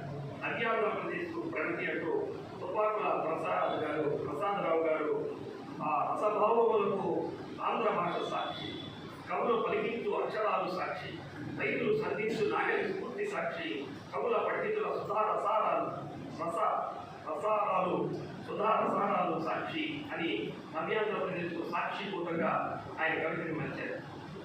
అలానే బెదవాడ గురించి ఆనాటి ఆంధ్రే నేటి ఆంధ్రప్రదేశ్ షేక్ మస్తాన్ అలీ గారు ఆంధ్రకు వార్తుల బెదవాడ వార్తుల ఎడమవైపు ఉందిరా కోనసీమ మనదిరా, కుడివైపు ఉన్న ఆ రాయలసీమ మనదిరా అంటూ ఆ రోజు శ్రీశ్రీ గారు శ్రీనారాయణ రెడ్డి గారు రాసినట్లు ఆయన కూడా ఒక కవిత వినిపించారు. అలా ఆంధ్రప్రదేశ్ మీద ఎక్కువ కవితలు వచ్చాయండి. చాలా చక్కటి విషయాలను కూడా పెద్దలందరూ కూడా రాశారు. వేమూరు తిరుపతి రెడ్డి గారు, పాటిపట్ల కోటేశ్వరరావు గారు, అలానే ఈఎల్వి శాస్త్రి గారు, ఎంఆర్వి సత్యనారాయణ గారు, వేలూరి కౌందరి గారు, వీళ్ళందరూ ఆంధ్రప్రదేశ్ మీదే రాశారు. అలానే వెలుగు అమరావతి పులి కుమారరాజా గారు శాతవాహనుల రాజధాని వెలుగుంది, చారిత్రక ప్రసిద్ధి ఉంది, అమరపురిగా ఇంద్రపురిగా దేవపురిగా పురాణ ప్రాశస్త్యం ఉంది, బౌద్ధారామంగా ప్రపంచ ఖ్యాతిని గాంచి బుద్ధుడు నడియాడిన పుణ్యస్థలిగా అశోకుడు పాదస్పర్శతో పులకించిన నేలగా ఆచార్య నాగార్జున భవనంలో విశ్వభారతిగా అలవారిన ధర్మభూమిగా ఆధునికత సంతరించుకుందని పులి కుమారరాజా గారు. అలాగే నవ్యాంధ్రలో నా జిల్లాని కందికొండ రవికుమార్ గారు, యామినీదేవి కోడేరు గారు, డాక్టర్ గల్లా మాధవీలత గారు, శ్రీమతి వి ఉమామహేశ్వరి గారు, విజయదుర్గ గారు, ఇట్లా వీళ్ళందరూ కూడా ఆంధ్రప్రదేశ్ గురించి చక్కగా వినిపించారు. అని గుంటూరు ఘాటు గురించి ఎంఎస్ సుమారి గారు వారు చెప్తూ, నిలువున పొట్టపోసి వామును జీలకర్ర దక్కించి కాగే నూనెలో వేయించి వాయి తీసినప్పుడు గుమ్మగుమ్మలాడే రుచులతో మా అభిరుచులకు తోడే గుంటూరు ఘాటు రసాలానికి అంటుతుంది. ఏం చేస్తావు చెప్పు, ఇప్పుడు నిన్ను కొనలేమో, ఇష్టంగా తినలేమో, అయిష్టంగానే కారం పెట్ట పైనెత్తు నేను నా మిత్రులు అంటూ అసలు సుమారిగా రాశారు. ఈ రెండు మాటలు ఉన్నప్పుడు ఆయన భోజనం మీరు పెడతారేమో, ఆఖరి మాట పెట్టి పెట్టడం ఆపలేదు. పెట్టిదే ఆళ్ళ నాగేశ్వరరావు గారు, అలాగే చాలా మంది మంచి మంచి కవితలు రాశారు. ఉత్తరాంధ్ర గారు కూడా టిఎస్కే సాయిబాబా గారు మంచి కవితలు రాశారు. గ్రంథాలయ పోషణకి అశోక్ కుమార్ గారు ఈరోజు మనకి ఉపయోగపడేటటువంటి కవితలు కూడా వారు రాయడం. అలాగే ఆఖరిగా కవితలు ఏ కృష్ణ దత్తాత్రేయ శర్మ గారు ఏకచంద్రపురం చంద్రగిరి గుట్ట, ఆ గుట్ట సారాంశం చంద్రగిరి కీర్తి భూమిలో నెలకొన్న నీతి కుంతించుకుంటూ ధర్మరాజు భీముడు అర్జునుడు నకుల సహదేవు ఆ చంద్రపురమున వసించెను విప్రోత్తములై జీవనము సాగించేది. భుజబల బుద్ధి సుశీలత సంచారులై సంచరించిరి ఈ ప్రాంతము ఇది అంధకారణ్యము, ఈ ప్రాంతము చంద్రగిరి వాసులై గిరిపై సంచరించిరి అని ఆనాటి యొక్క ఆ పురాణ ప్రాశస్యాన్ని కూడా వివరించారు. ఇదంటే మొత్తం మీద కవితలు ఉన్నాయి. అయితే ఎక్కువగా ఆంధ్రప్రదేశ్ గురించి రాశారు కాబట్టి ఈ పుస్తకాన్ని అందరూ చదవాల్సినటువంటి అవసరం ఉంది. ఎందుకంటే మన ఆంధ్రప్రదేశ్ యొక్క గుండె ఏ విధంగా ఉంది అన్నటువంటి విషయం ఈ పుస్తకాన్ని చదివినందుకు ఉంటుంది. ఒక మంచి పుస్తకాన్ని తీసుకొచ్చినటువంటి ఆంధ్రప్రదేశ్ రచయితల సంఘాన్ని మరొకసారి మనం అభినందనలు తెలియజేయాలి. అందరూ కష్టాలతో ఈరోజు ఎవరి కవితలు వాడి వేసుకొని ఎవరి కవితా సంపుటి వాడి వేసుకొని కూర్చుపోతున్నటువంటి సందర్భంలో ఇలాంటి కవితా సంపుటిని అందరి కవితలు ఒక చోటకు తీసుకొచ్చి ఇంత పెద్ద సభని ఏర్పాటు చేసి చేయమంటే అటువంటి సంఘాన్ని మనం అభినందించాలి. వాళ్ళు అభినందించినప్పుడే మళ్ళీ ఇంకొక సంఘాలతో ముందుకు వచ్చి చేసేదానికి అవకాశం ఉంటుంది. అయినా కానీ దీంట్లో రాసినటువంటి కవులు ఇది కవి సమ్మేళనానికి సంబంధించి రాసినటువంటి కవిత్వం లాగా నాకు అనిపించింది. ఎందుకంటే దీన్ని మళ్ళీ ఇంకొకసారి మంచి కవితలతో 1-4 సార్లు ఆలోచించి రాస్తే కానీ ఈ కవితా సంపుటి బయటకు వెళ్ళింది అనుకుంటే దీంట్లో కవితలు చదివిన తర్వాత ఇదేనా ఆంధ్రప్రదేశ్లో ఉన్నటువంటి కవులు అనుకునే ప్రమాదం కూడా రాదు. ఇదేనా ఆంధ్రప్రదేశ్లో ఉన్నటువంటి కవులు సామర్థ్యం ఇంతేనా అని అనుకునేటటువంటి స్థితికి రాదు. కాబట్టి ప్రతి కవి కూడా 1-4 సార్లు ఆలోచించి ఏదో వాడు పెట్టారో మనం ఏదో పంపిస్తున్నాం అన్నట్టు కాకుండా 1-10 సార్లు ఆలోచించి ఒక మంచి కవిత్వాన్ని ఏదైనా తీసుకుంటే మన విలువలు మనం తెలుసుకునేదానికి అవకాశం ఉంటుంది. అక్కడ పుట్టిన చిగురుపమైన సేవ అన్నట్టు అలాగే ఆంధ్రప్రదేశ్లో కూడా మంచి కవిత్వాన్ని రాసేపడుతున్నారు. వాళ్ళు మనకి ఫోటో సరిగ్గా ఆయన చెప్పాడు కదా, కేంద్ర సాహిత్య అకాడమీకి అవార్డులు పెట్టినప్పుడు ఇటువంటి ప్రాంతీయ విభేదాలు ప్రాంతీయ భావాలు ఇవన్నీ వచ్చి మనం వెనకబడిపోయేటటువంటి అవకాశం ఉంటుంది. కాబట్టి ఆయన ఆ కమిటీలో ఉన్నటువంటి ఆయన దాంట్లో ఉన్నటువంటి అభ్యంతరకరమైనటువంటి విషయాలు ఆయన స్పష్టంగా చెప్పారు.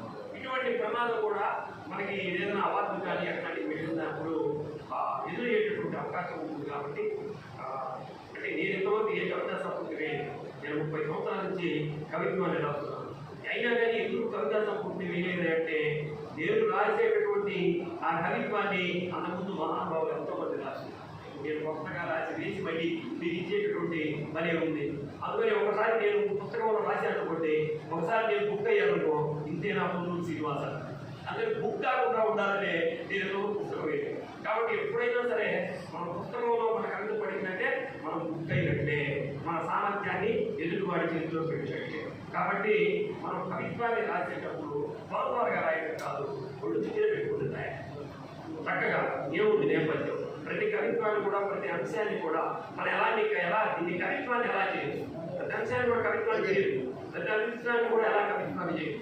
నరసింహారెడ్డి గారు మేము ఒకసారి చూస్తున్నప్పుడు కవిత్వాన్ని ఎలా చేస్తున్నారంటే ఆయన తీదవలో చెప్పాడు, ఇది కప్పు, ఈ కప్పును నువ్వు అట్టించి చూస్తున్నావు, అట్టించి ఒక రకంగా కనిపిస్తుంది, ఇటు నుంచి ఒక రకంగా కనిపిస్తుంది, ఇటు నుంచి ఒక రకంగా కనిపిస్తుంది, ఇటు నుంచి ఒక రకంగా అంటే అదే కప్పు 4 వైపుల నుంచి 4 దృశ్యాలు కనిపిస్తుంది. ఆ చూసేటటువంటి దృష్టిలో మంచి కవిత్వం వచ్చేదానికి అవకాశం ఉంటుందని మహానుభావుడు ఆయన పెద్ద ఆయన చెప్పినటువంటి సందర్భం. కాబట్టి దాన్ని దృష్టిలో పెట్టుకొని కవిత్వాన్ని బయటికి పంపించేటప్పుడు చాలా జాగ్రత్తగా పంపిస్తే మంచిది. ఒక మంచి ప్రయత్నం చేసినటువంటి ఆంధ్రప్రదేశ్ రచయితల సంఘానికి మన ధన్యవాదాలు తెలియజేస్తూ ఈ సంస్థ అధ్యక్షుడు తోమిపల్లి వెంకట సుబ్బయ్య గారికి, ప్రధాన కార్యదర్శి చలపక ప్రకాష్ గారికి, మా యొక్క కార్యవర్గ సభ్యులకి వాళ్ళ ధన్యవాదాలు తెలియజేస్తూ ముందుగా నేను వెంకటేశ్వర స్వామి వారికి గుడికి వెళ్ళి స్వామి వారిని దర్శనం చేసుకుని మసానయ్య గారితో కూడా పరిచయం ఉంది. అక్కడ 4-5 సార్లు ఆధ్యాత్మిక ఉపన్యాసాలు కూడా నేను అది చెప్పాను. అంటే ఎంత శుభ్రంగా ఉంటుందంటే వెంకటేశ్వర స్వామి వారి యొక్క గుడి ఎంత శుభ్రంగా ఉందో నేను టాయిలెట్కి వెళ్తే అంతే శుభ్రంగా. అది అక్కడ మసానయ్య గారిని అభినందించారు. అటువంటి పరమ పవిత్రమైనటువంటి ప్రదేశం. అటువంటి దాన్ని మన మస్తానయ్య గారు నిర్వహిస్తూ మనకి అందజేశారు. మా అన్నగారు ఎప్పుడు ఇచ్చేశారు. వారికి కూడా మనకు వారు ధన్యవాదాలు తెలియజేస్తూ పెరుగుడు లక్ష్మీనారాయణ గారు కలసం జాతీయ ఇచ్చేశారు. అన్నగారు అదృష్టం నేను ముగించిన తర్వాత ఆయన వచ్చాడు.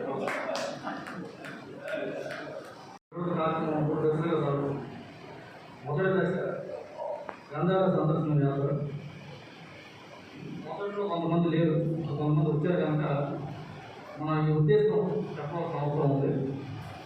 గ్రంథాలయ సందర్శన యాత్ర అనేది 2018 సంవత్సరంలో ఆంధ్రప్రదేశ్ ప్రజల సంఘం ఆధ్వర్యంలో మొట్టమొదటిసారిగా రాష్ట్రంలో ఉన్న ప్రముఖ గ్రంథాలయం సందర్శించాలన్న సంకల్పంతో వేటపాలెంలో ఉన్న సారస్వత సమితి సారస్వత నికేతన్ అనే గ్రంథాలయం, దానికి 100 ఏళ్ల చరిత్ర ఉంది.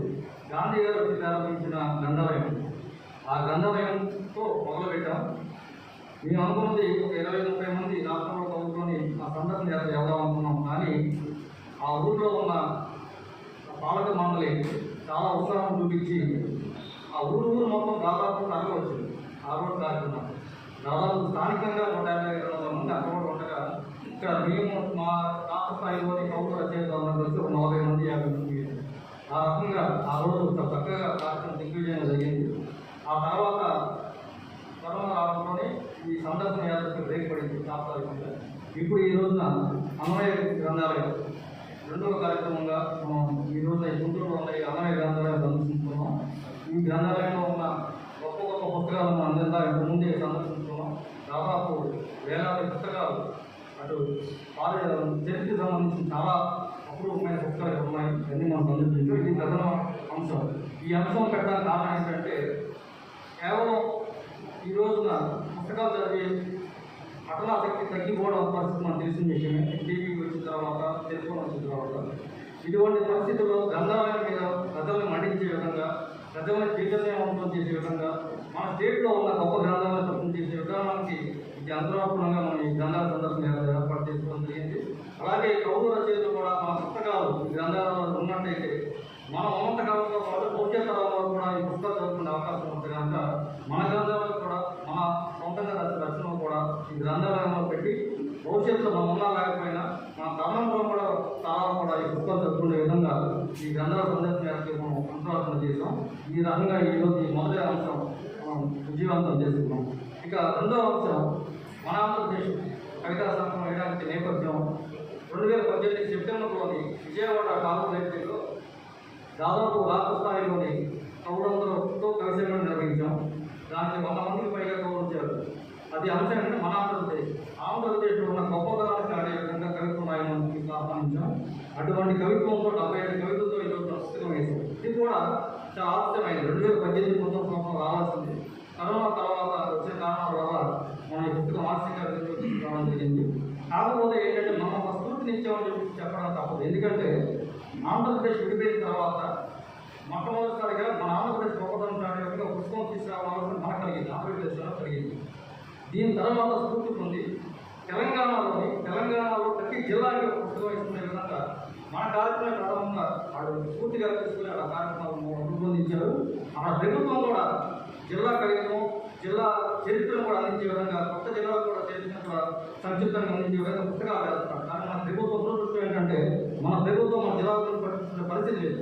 జిల్లాలు అయితే వివరించింది కానీ ఇంకా ఎక్కువ జిల్లా 13 జిల్లా 20 జిల్లా చేసింది కానీ ఈ జిల్లాల గురించి సమగ్రమైన చరిత్ర కానీ అదేవిధంగా మన గ్రంథాలు చాటే విధంగా కానీ ఏ విధంగా ప్రభుత్వం చేపట్టలేదు పని ఈ రోజున మన ఆంధ్రప్రదేశ్ ద్వారా మన ఆంధ్రప్రదేశ్ సంఘం తీసుకుని చెప్పి గర్వం, ఇది ఒక గర్వకారణంగా చెప్పుకుంటూ ఈ రెండవ అంశం కూడా ఈరోజు ముగిసింది.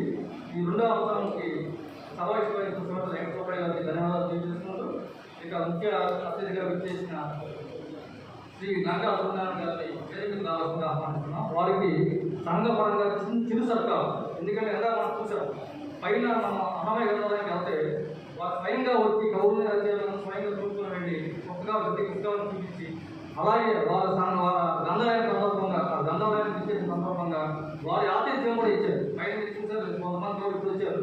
అంతకుముందు మనం చాలా మంది వెళ్ళాము. అక్కడ స్వీట్ బిస్కెట్తో పాటు టీ కూడా ఇచ్చి మనకి ఘనంగా మనం సత్కరించుకున్నారు.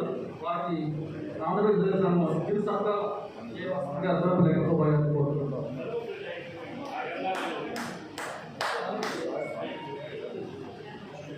దయచేసి చిన్న సత్కారం సార్.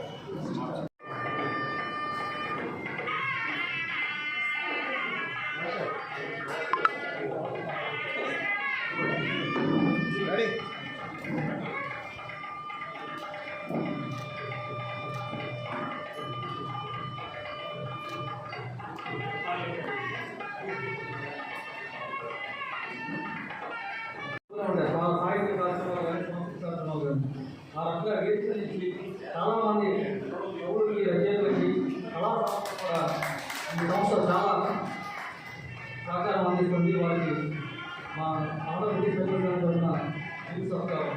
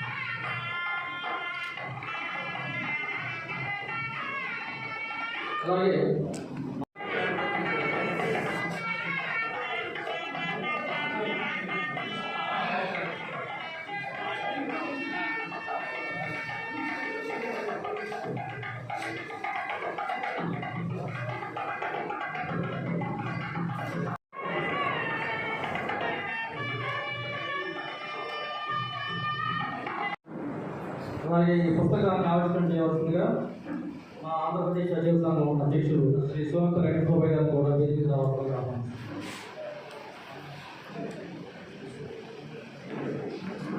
నిజానికి ఈ పుస్తక ఆవిష్కరణ అడిగో వెంకటరత్నం గారు చేయవలసింది. కానీ వారికి అనారోగ్యం కారణంగా రాలేకపోయారు. చివరి సంవత్సరంలో తీసుకున్నాక ఈ కార్యక్రమం శ్రీ సోమంత వెంకటబాబు గారు తీసుకున్నాం. అలాగే ఈ కార్యక్రమానికి గౌరవ అతిథిగా చెన్నైకి చెందిన ఎన్ఐ సంస్థ ప్రధాన కార్యదర్శి ఈ గురుపేట చెన్నై గారు కూడా వేదిక కావాల్సిందిగా చెన్నై గారు చెన్నైలో అనేక సాహిత్య కార్యక్రమాలు నిర్వహిస్తూ ఈరోజు చెన్నై పేరు ఆయన సొంత పేరుగా చేసుకొని ఇప్పుడు తెలుగు రాష్ట్రం అంటే ఎంతో అభిమానంగా కార్యక్రమాలు చేస్తారు. అటువంటి చెన్నై గారు ఈరోజు గౌరవం చేశారు. వాళ్ళకి ధన్యవాదాలు. అలాగే ఈ పుస్తకాన్ని సమర్పించవలసిందిగా శ్రీ లలితానంద గారిని వేదిక రావాల్సిందిగా ఆహ్వానిస్తున్నాను. లలితానంద గారు అందరూ తెలిసిన వ్యక్తి, ప్రముఖ సాహితీవేత్త, అనేక సాహితీ విమర్శలు చేసిన ప్రముఖ వ్యక్తి లలితానంద. డాక్టర్ పుస్తక రచయిత డాక్టర్ ఉపోదడి వెంకటేశ్వర గారు వేదిక రావాల్సిందిగా ఆహ్వానిస్తున్నాను. ఉపోదడి వెంకటేశ్వర గారు.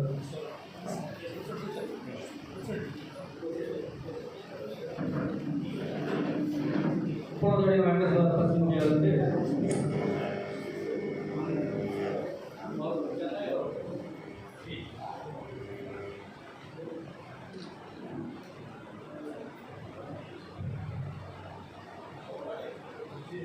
వెంకటేశ్వర గారు ఇప్పటి వరకు చెప్పుకోదగ్గ ఉద్దేశం ఏంటంటే తెలుగు సాహిత్యంలోని కొన్ని వ్యాసాలతో తెలుగు సాహిత్య ఏక్ అనే పుస్తకాన్ని ఆయన రాశారు. అలాగే శ్రీకాళహస్తి శాతం హిందీ అనువాదం చేశారు.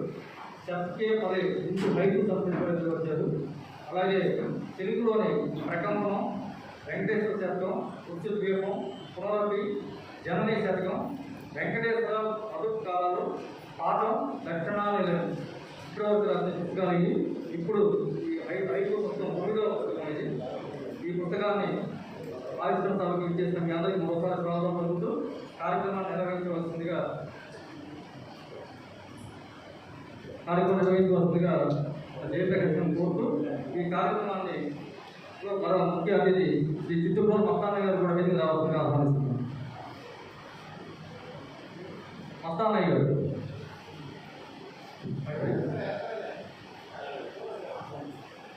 తర్వాత కార్యక్రమం నిర్వహించవలసిందిగా జయప్రకాశం కోరుతున్నాను. అందరికీ నమస్కారం. ముందుగా పుస్తకావిష్కరణ తర్వాత మన కార్యక్రమాన్ని కొనసాగిద్దాం.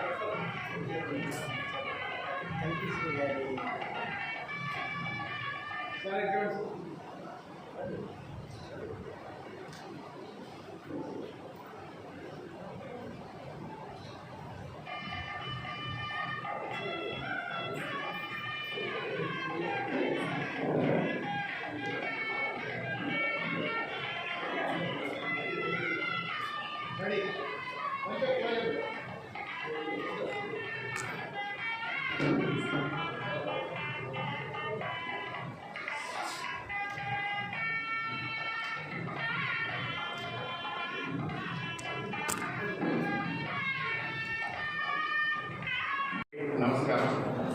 నా పేరు జయప్రకాష్. నేను నెల్లూరు జిల్లా రచయితల సంఘం అధ్యక్షుడిగా ఉన్నాను. ఆంధ్రప్రదేశ్ యూనియన్ ఆఫ్ వర్కింగ్ జర్నలిస్ట్కు దాదాపు 29 నుండి ఎన్నో రకాల రాష్ట్ర స్థాయి బాధ్యతలు నిర్వహిస్తూ ప్రస్తుతం కార్యదర్శిగా ఉన్నాను.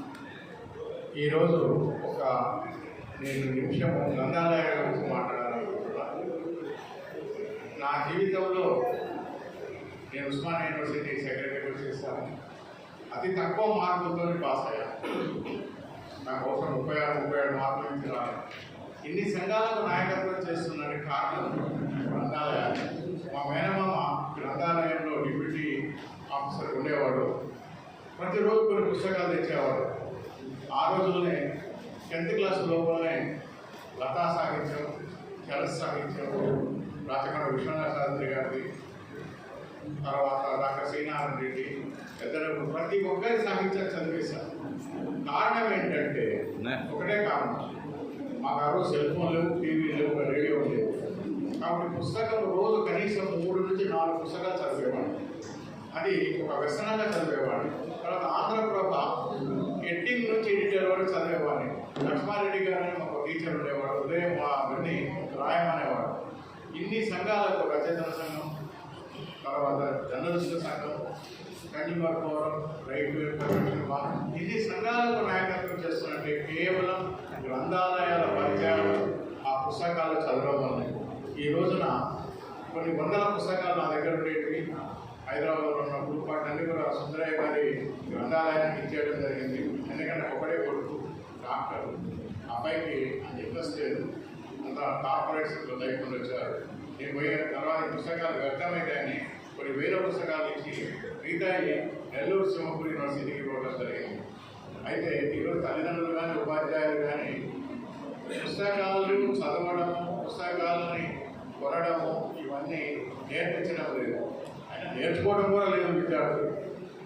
మనం చాలామంది అనుకుంటారు ఈ రోజున మనం వెబ్సైట్లో చూస్తే అంత సమాచారం దొరుకుతుంది, అంత సమాచారం కరెక్ట్ ఉంటుంది. ఒక సినాప్సిస్ మాత్రమే ఉంటుంది. దానికి ఒక చిన్న ఉదాహరణ చెప్తా. పొత్తూరు వెంకటేశ్వరరావు గారు ఆంధ్రప్రదేశ్లో ఎడిటర్ ఉన్నప్పుడు 1984లో నన్ను ఒక ఆర్టికల్ రాయమన్నాడు. నేనేం సార్ రాసేది, నువ్వే రాయాలన్నాడు. వాస్తవానికి ఏంటంటే నేను మా యూనివర్సిటీ బయటకు వచ్చి చదివిన లాంటి ఉద్యమాలు నడుపుతున్నాను. నిరుద్యోగులకు ఉపాధి ఏ విధంగా ఉండాలని 1944 డిసెంబర్న వారే టైటిల్ నిర్ణయించారు, ఉద్యోగ మార్గం స్వయం ఉపాధి. ఇప్పుడు తెలుగు భాషలో ఉన్నటువంటి విజయబాబు గారు, బుర్రా సుబ్రహ్మణ్యం గారు వారు చూసేవారు ఆంధ్రప్రదేశ్లో పేజీ. 84లో మొదలైనటువంటి ఆ సీరియల్ ఒక 2010 వరకు సుదీర్ఘకాలం వచ్చిన సీరియల్ అది. దాని మీద 3-4 పుస్తకాలు వచ్చాయి. స్వయం ఉపాధి పథకాలు, ఉపాధి పరిశ్రమ, నిరుద్యోగులకు ఉపాధి, మహిళలకు అన్ని ఎంటర్ప్రైనర్షిప్ సంబంధించిన పుస్తకాలు. ఈ మన ఎస్వి యూనివర్సిటీ కూడా ఒక పుస్తకాన్ని మార్గదర్శి అని దాన్ని పబ్లిష్ చేయడం, అదే చివరి పుస్తకం. ఆ రోజు స్వయం ఉపాధి పథకాలు 200 రూపాయలు పెట్టి మీరు శుభకాశంలో ప్రింట్ చేస్తే 25,000 కాపీలు మార్కెట్లోకి రిలీజ్ చేశాం. ఎందుకంటే ఆ పుస్తకం అందరికి అవసరం కాబట్టి. దాని తర్వాత ఎప్పుడంటే అన్ని మన వెబ్సైట్లో దొరుకుతుంది. పుస్తక పఠనము, పుస్తకాలు రాయడము ఎప్పటికీ మనం నిలిచిపోతాయి. అయితే ఈ కంప్యూటర్ యుగము, కార్పొరేట్ సెక్టార్ వచ్చినాక తగ్గిపోయింది. అందరం కూడా మన పిల్లలకు పుస్తక పఠనము, కనీసం పత్రిక పేపర్లను చదవడం నేర్పించాలి.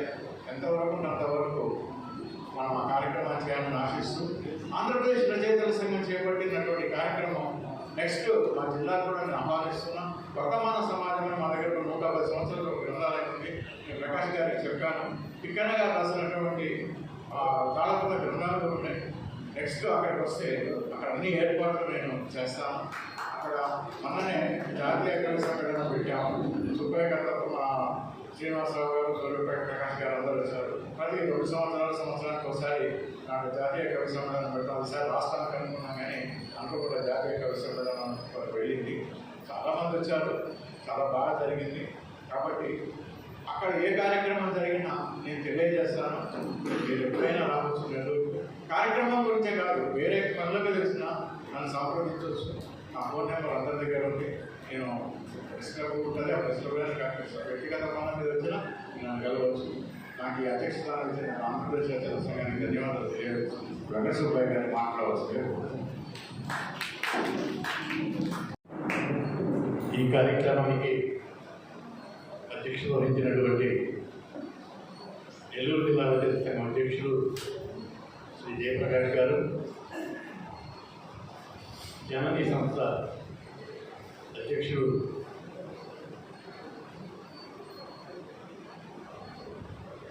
గుడిమెట్ల చెన్నయ్య గారు, ఈరోజు ఈ విత్తనం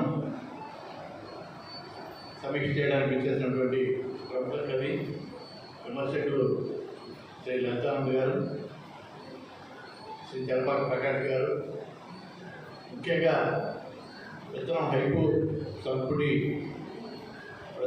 ప్రచురించినటువంటి డాక్టర్ ఉప్పవధరి వెంకటేశ్వర గారు, ఈనాటి కార్యక్రమం చేసినటువంటి సోదరులకి నా హృదయపూర్వక నమస్కారం. ఉప్పవధరి వెంకటేశ్వర గారు తెలుగు కవిగా ప్రసిద్ధులు. వారు చెన్నైలో ఉంటూ గుడిమెట్ల చెన్నై గారితో కలిపి ఎన్నో కార్యక్రమాలను చేస్తూ తెలుగు సంస్కృతికి, తెలుగు భాషకి ఎంతో సేవ చేస్తున్నారు. గతంలో కూడా ఆంధ్రప్రదేశ్ రచయితల సంఘం తరఫున ఆన్లైన్లో ఆవిష్కరణ చేయడం కూడా జరిగింది. ఈ రోజున మన ఆంధ్రప్రదేశ్ రచయితల సంఘం ఆధ్వర్యంలో విత్తనం హైకు సంస్కృతి ఆవిష్కరించుకోవడం చాలా సంతోషంగా ఉంది. అనుకోకుండా ఆవిష్కరణ అవకాశం కూడా నాకు లభించినందుకు సంతోషంగా ఉంది. హైకు గురించి బాగా తెలిసినటువంటి అనుభవం ఉన్నటువంటి వ్యక్తి లలితానంద్ గారు. వారి హైకులో చాలా ఇష్టం. ఎప్పుడు 20 ఏళ్ళ క్రితం చదివాను హైకు, ఆకాశ దీపాల. అలాగే కాకుండా నేను చాలా హైకు పుస్తకాలు చదివాను. హైకు గురించి కొంత అవగాహన ఉంది. ఇది జపాన్ ప్రక్రియ. 5 మాత్రలు, 7 మాత్రలు, 5 మాత్రలు, మొత్తం 17 మాత్రలతో ఉంటుంది. ఇది ఒక తాత్వికత కానీ, ప్రకృతి సంబంధించిన అంశం కానీ తీసుకొని ఎక్కువగా ఈ హైకు రచిస్తారు. మనకి ఒక మంచి హైకు అనేది ఎప్పుడు వస్తుందంటే, ఒక హైకు చదివినప్పుడు మన కళ్ళ ముందు ఆ దృశ్యం కనపడాలి. అది మంచి హైకు కింద లెక్క నా ఉద్దేశం. మరి సులభమే కాదు. చాలామంది 3 లైన్లే కదా, 15 అక్షరాలే కదా ఈజీ అనుకుంటారు. చాలా భావుకత ఉండాలి, చాలా ఆలోచన శక్తి ఉండాలి. ఇవి రాయాలంటే చాలా రచన శక్తి ఉండాలి. దాదాపు 500 హైకులతోటి ఉప్పంశెట్టి వెంకటేశ్వర గారు ఈరోజు విత్తనం పుస్తకాన్ని తీసుకొచ్చారు. మరి ఒక్కొక్క హైకుకి ఎంతో ఆలోచన చేస్తే కానీ రాయలేదు. ఎన్ని రోజులు రాస్తే ఈరోజు తెలియదు.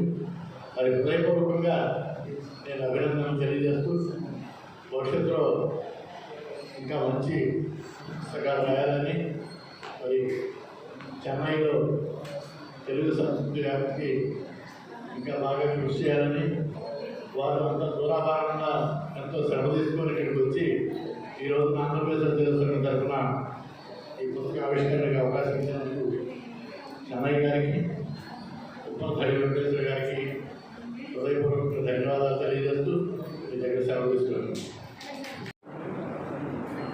మా తెలుగు తల్లికి మల్లెపూలంట, మా కన్ను తల్లికి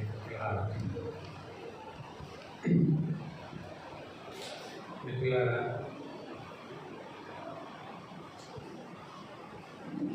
మంచి ఎండలో విత్తనం నాటుతున్నాను. విత్తనం బలమైందైతే వాతావరణంతో పైనే, కాబట్టి విత్తనం బలమైనదే అనుకుందాం. 1997 విత్తనం నాటాలి అనుకుంటూ హైకు ప్రక్రియ ద్వారా విత్తనానికి ఒక రూపాన్ని కల్పించారు. 25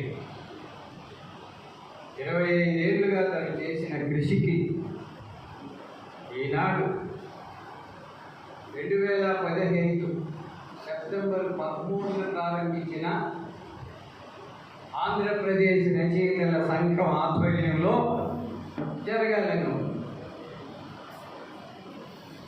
అందుకేనేమో వారు వేచి ఉండడం కూడా ఒక రచయితగా అతనికి అదృష్టమే.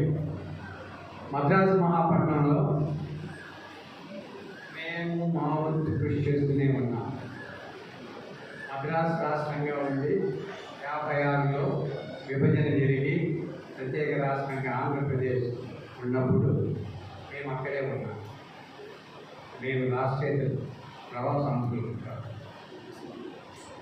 ఇప్పుడు రాష్ట్రం విడిపోయింది కాబట్టి రాష్ట్రేతలు, ప్రవాసాంతులు ఉంటాం.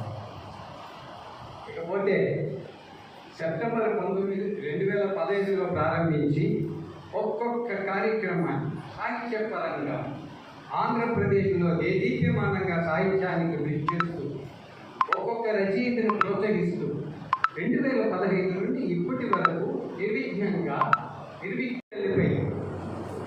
అమితమైన ప్రేమానురాగాలు ఉన్నందువల్లనే సోమపల్లి వెంకట సుబ్బయ్య గారు, చలపాటి ప్రకాష్ గారు, మా సోదరి నాగరాగలక్ష్మి,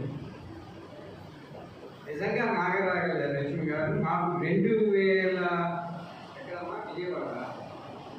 విజయవాడలో కలుసుకున్నాం.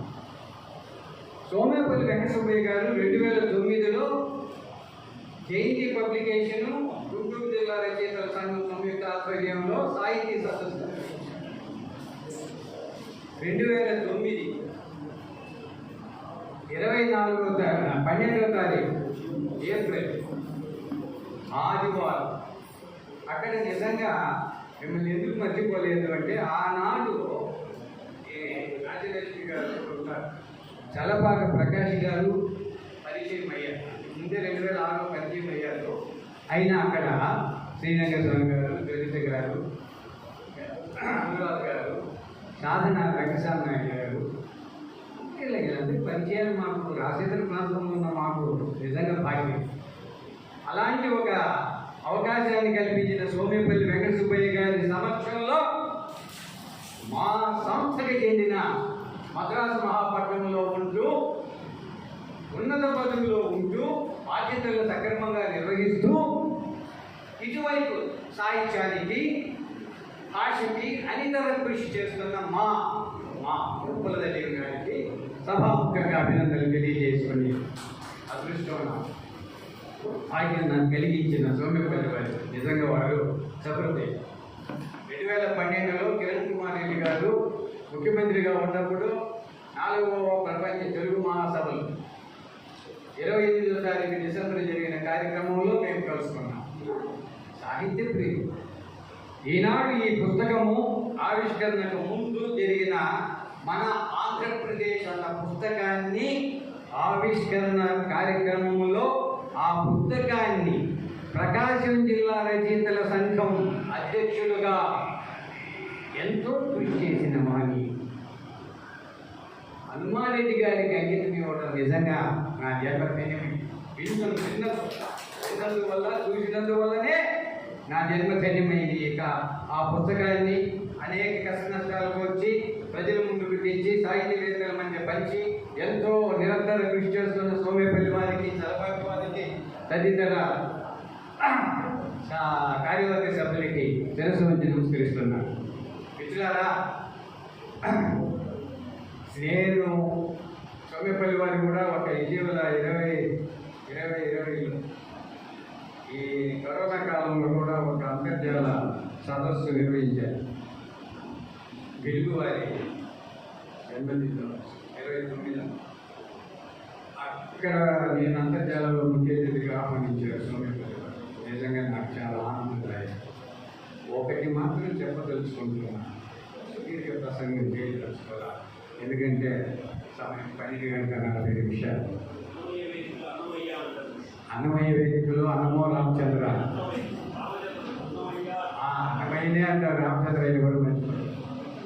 ఇకపోతే చెప్పదలుచుకున్నది ఏంటి, ఒకటి మాత్రం చెబుతున్నా, మన భాష స్థాయి ఏ స్థాయిలో ఉన్నదన్నది ప్రతి ఒక్క రచయిత, ప్రతి ఒక్క తెలుగు తెర ముందు బిడ్డ ఆలోచించవలసిన విషయం.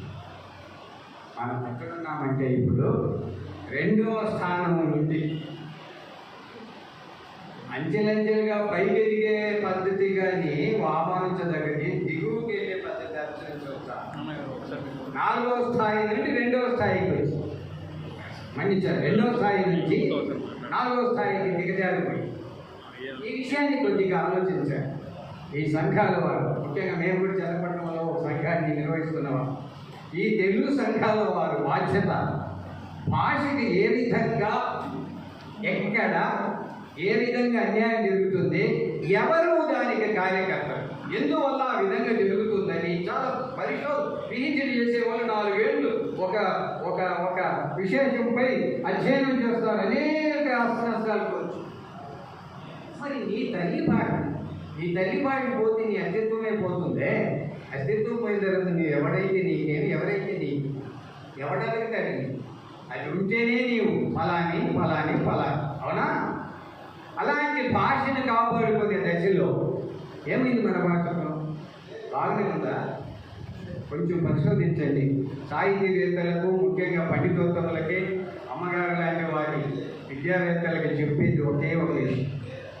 350 ఏళ్ళ పరిపాలనలో ఆంగ్ల పదాలకు ఉన్న విలువ 3000 ఏళ్ళ చరిత్ర కలిగిన తెలుగు భాషకి లేకపోవడం ఏమిటి?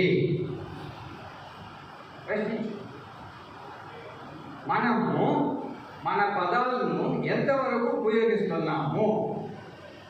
మాట్లాడి భాష, ప్రసంగం చేసి భాష, ఆ భాష గురించి అనర్గళంగా మాట్లాడుతూ థ్యాంక్ యూ వెరీ మచ్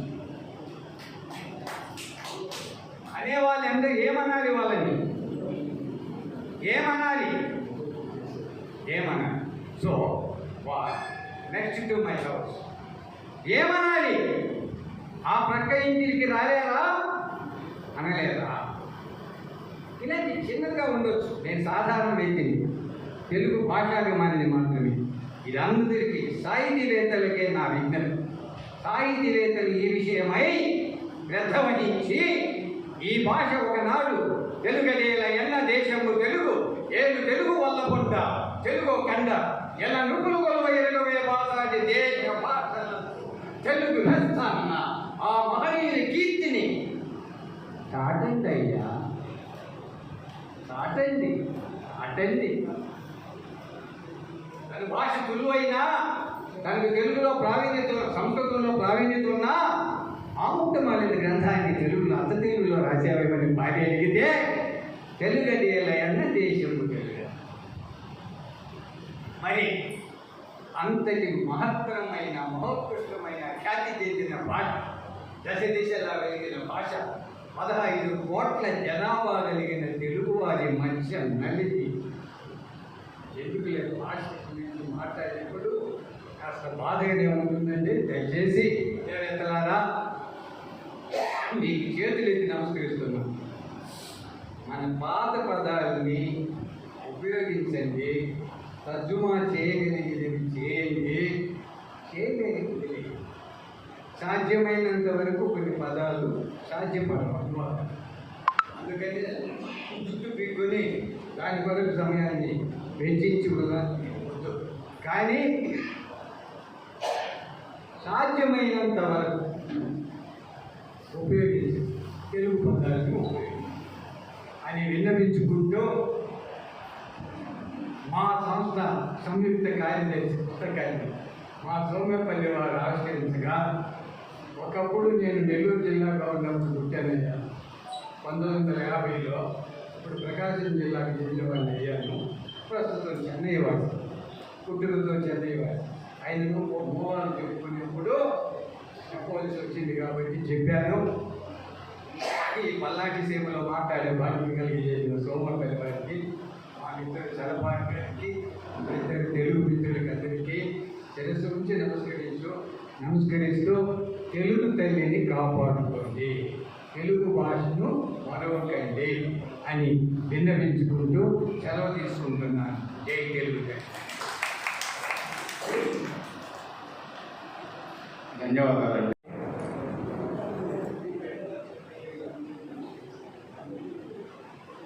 సభకు నమస్కారం.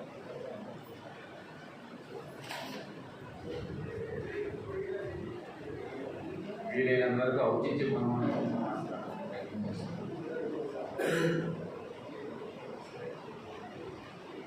పుస్తక పరిచయం అంటారు. అంతకుముందు గ్రంథాలయ సందర్శనం కార్యక్రమం గురించి గ్రంథాలయాలకు సంబంధించి మంచి ప్రయోగం. ఎంతమంది ఎంత చెప్పినా ఇంకా మిగిలి శ్రీనుడున్న దుగ్గిరాల్లో గ్రంథాలయానికి 2 సంవత్సరాలు పూర్తయిన సందర్భంగా వారికి 30 కొటేషన్స్ని రాసింది, సేకరించినవి కూడా డీడీపీ ఇచ్చాడు. ఒక కాపీ తెచ్చి పైన ఇచ్చాడు. అది ఇక్కడ ఉంటే చదివేవాడిని. ఆయన అందులో చాలా వరకు తెలిసే ఉంటాయి. కానీ ఒకటి మాత్రం మోటివేషన్ క్లాసులో అక్కడ సందర్భం చూడాలా చెప్తూ ఉంటాను. చదువు రాని వానికి చదవని వానికి తేడా లేదు. చదువు రాని వానికి చదవని వానికి తేడా లేదు. అలాగే మనకి గ్రంథాలయాలే కాకుండా భూప్రపంచంలో అనేక రకమైనటువంటి ఆలయాలు ఉన్నాయి. రకరకాల మనుషులకి రకరకాల ప్రాంతాలు దగ్గర వాటికి సంబంధించిన నియమాలు నిబంధనలు కూడా ఉంటూ ఉంటాయి. కానీ ఇక్కడ ఏ ఒకటి ఎవరికి ఏమీ గుర్తించదు. అంటే సర్వసమానమైనటువంటి ఆలయం ఏదన్నా ఉందంటే ప్రపంచంలో అది గ్రంథాలయమే. అలాగే మనిషికి ఏ ప్రాణికి లేనటువంటి లక్షణాలు ప్రత్యేకమైనవి విశిష్టమైనవి కొన్ని ఉన్నాయి. అవి ఆలోచన, అనుభూతి, అభివ్యక్తి. ఈ ప్రత్యేకమైన విశిష్టమైన లక్షణాలు స్వతహా ఉన్న వాటి కంటే లేని వాటిని కొనిపించుకుని ఆస్వాదించి అంతకంతకు పెంచుకుని పుట్టుకునే ఉండగలగడానికి పూర్తిగా దోహదపడేవి ఏమైనా ఉన్నాయంటే గ్రంథాలయాలు, అందులో ఉన్న పుస్తకాలు.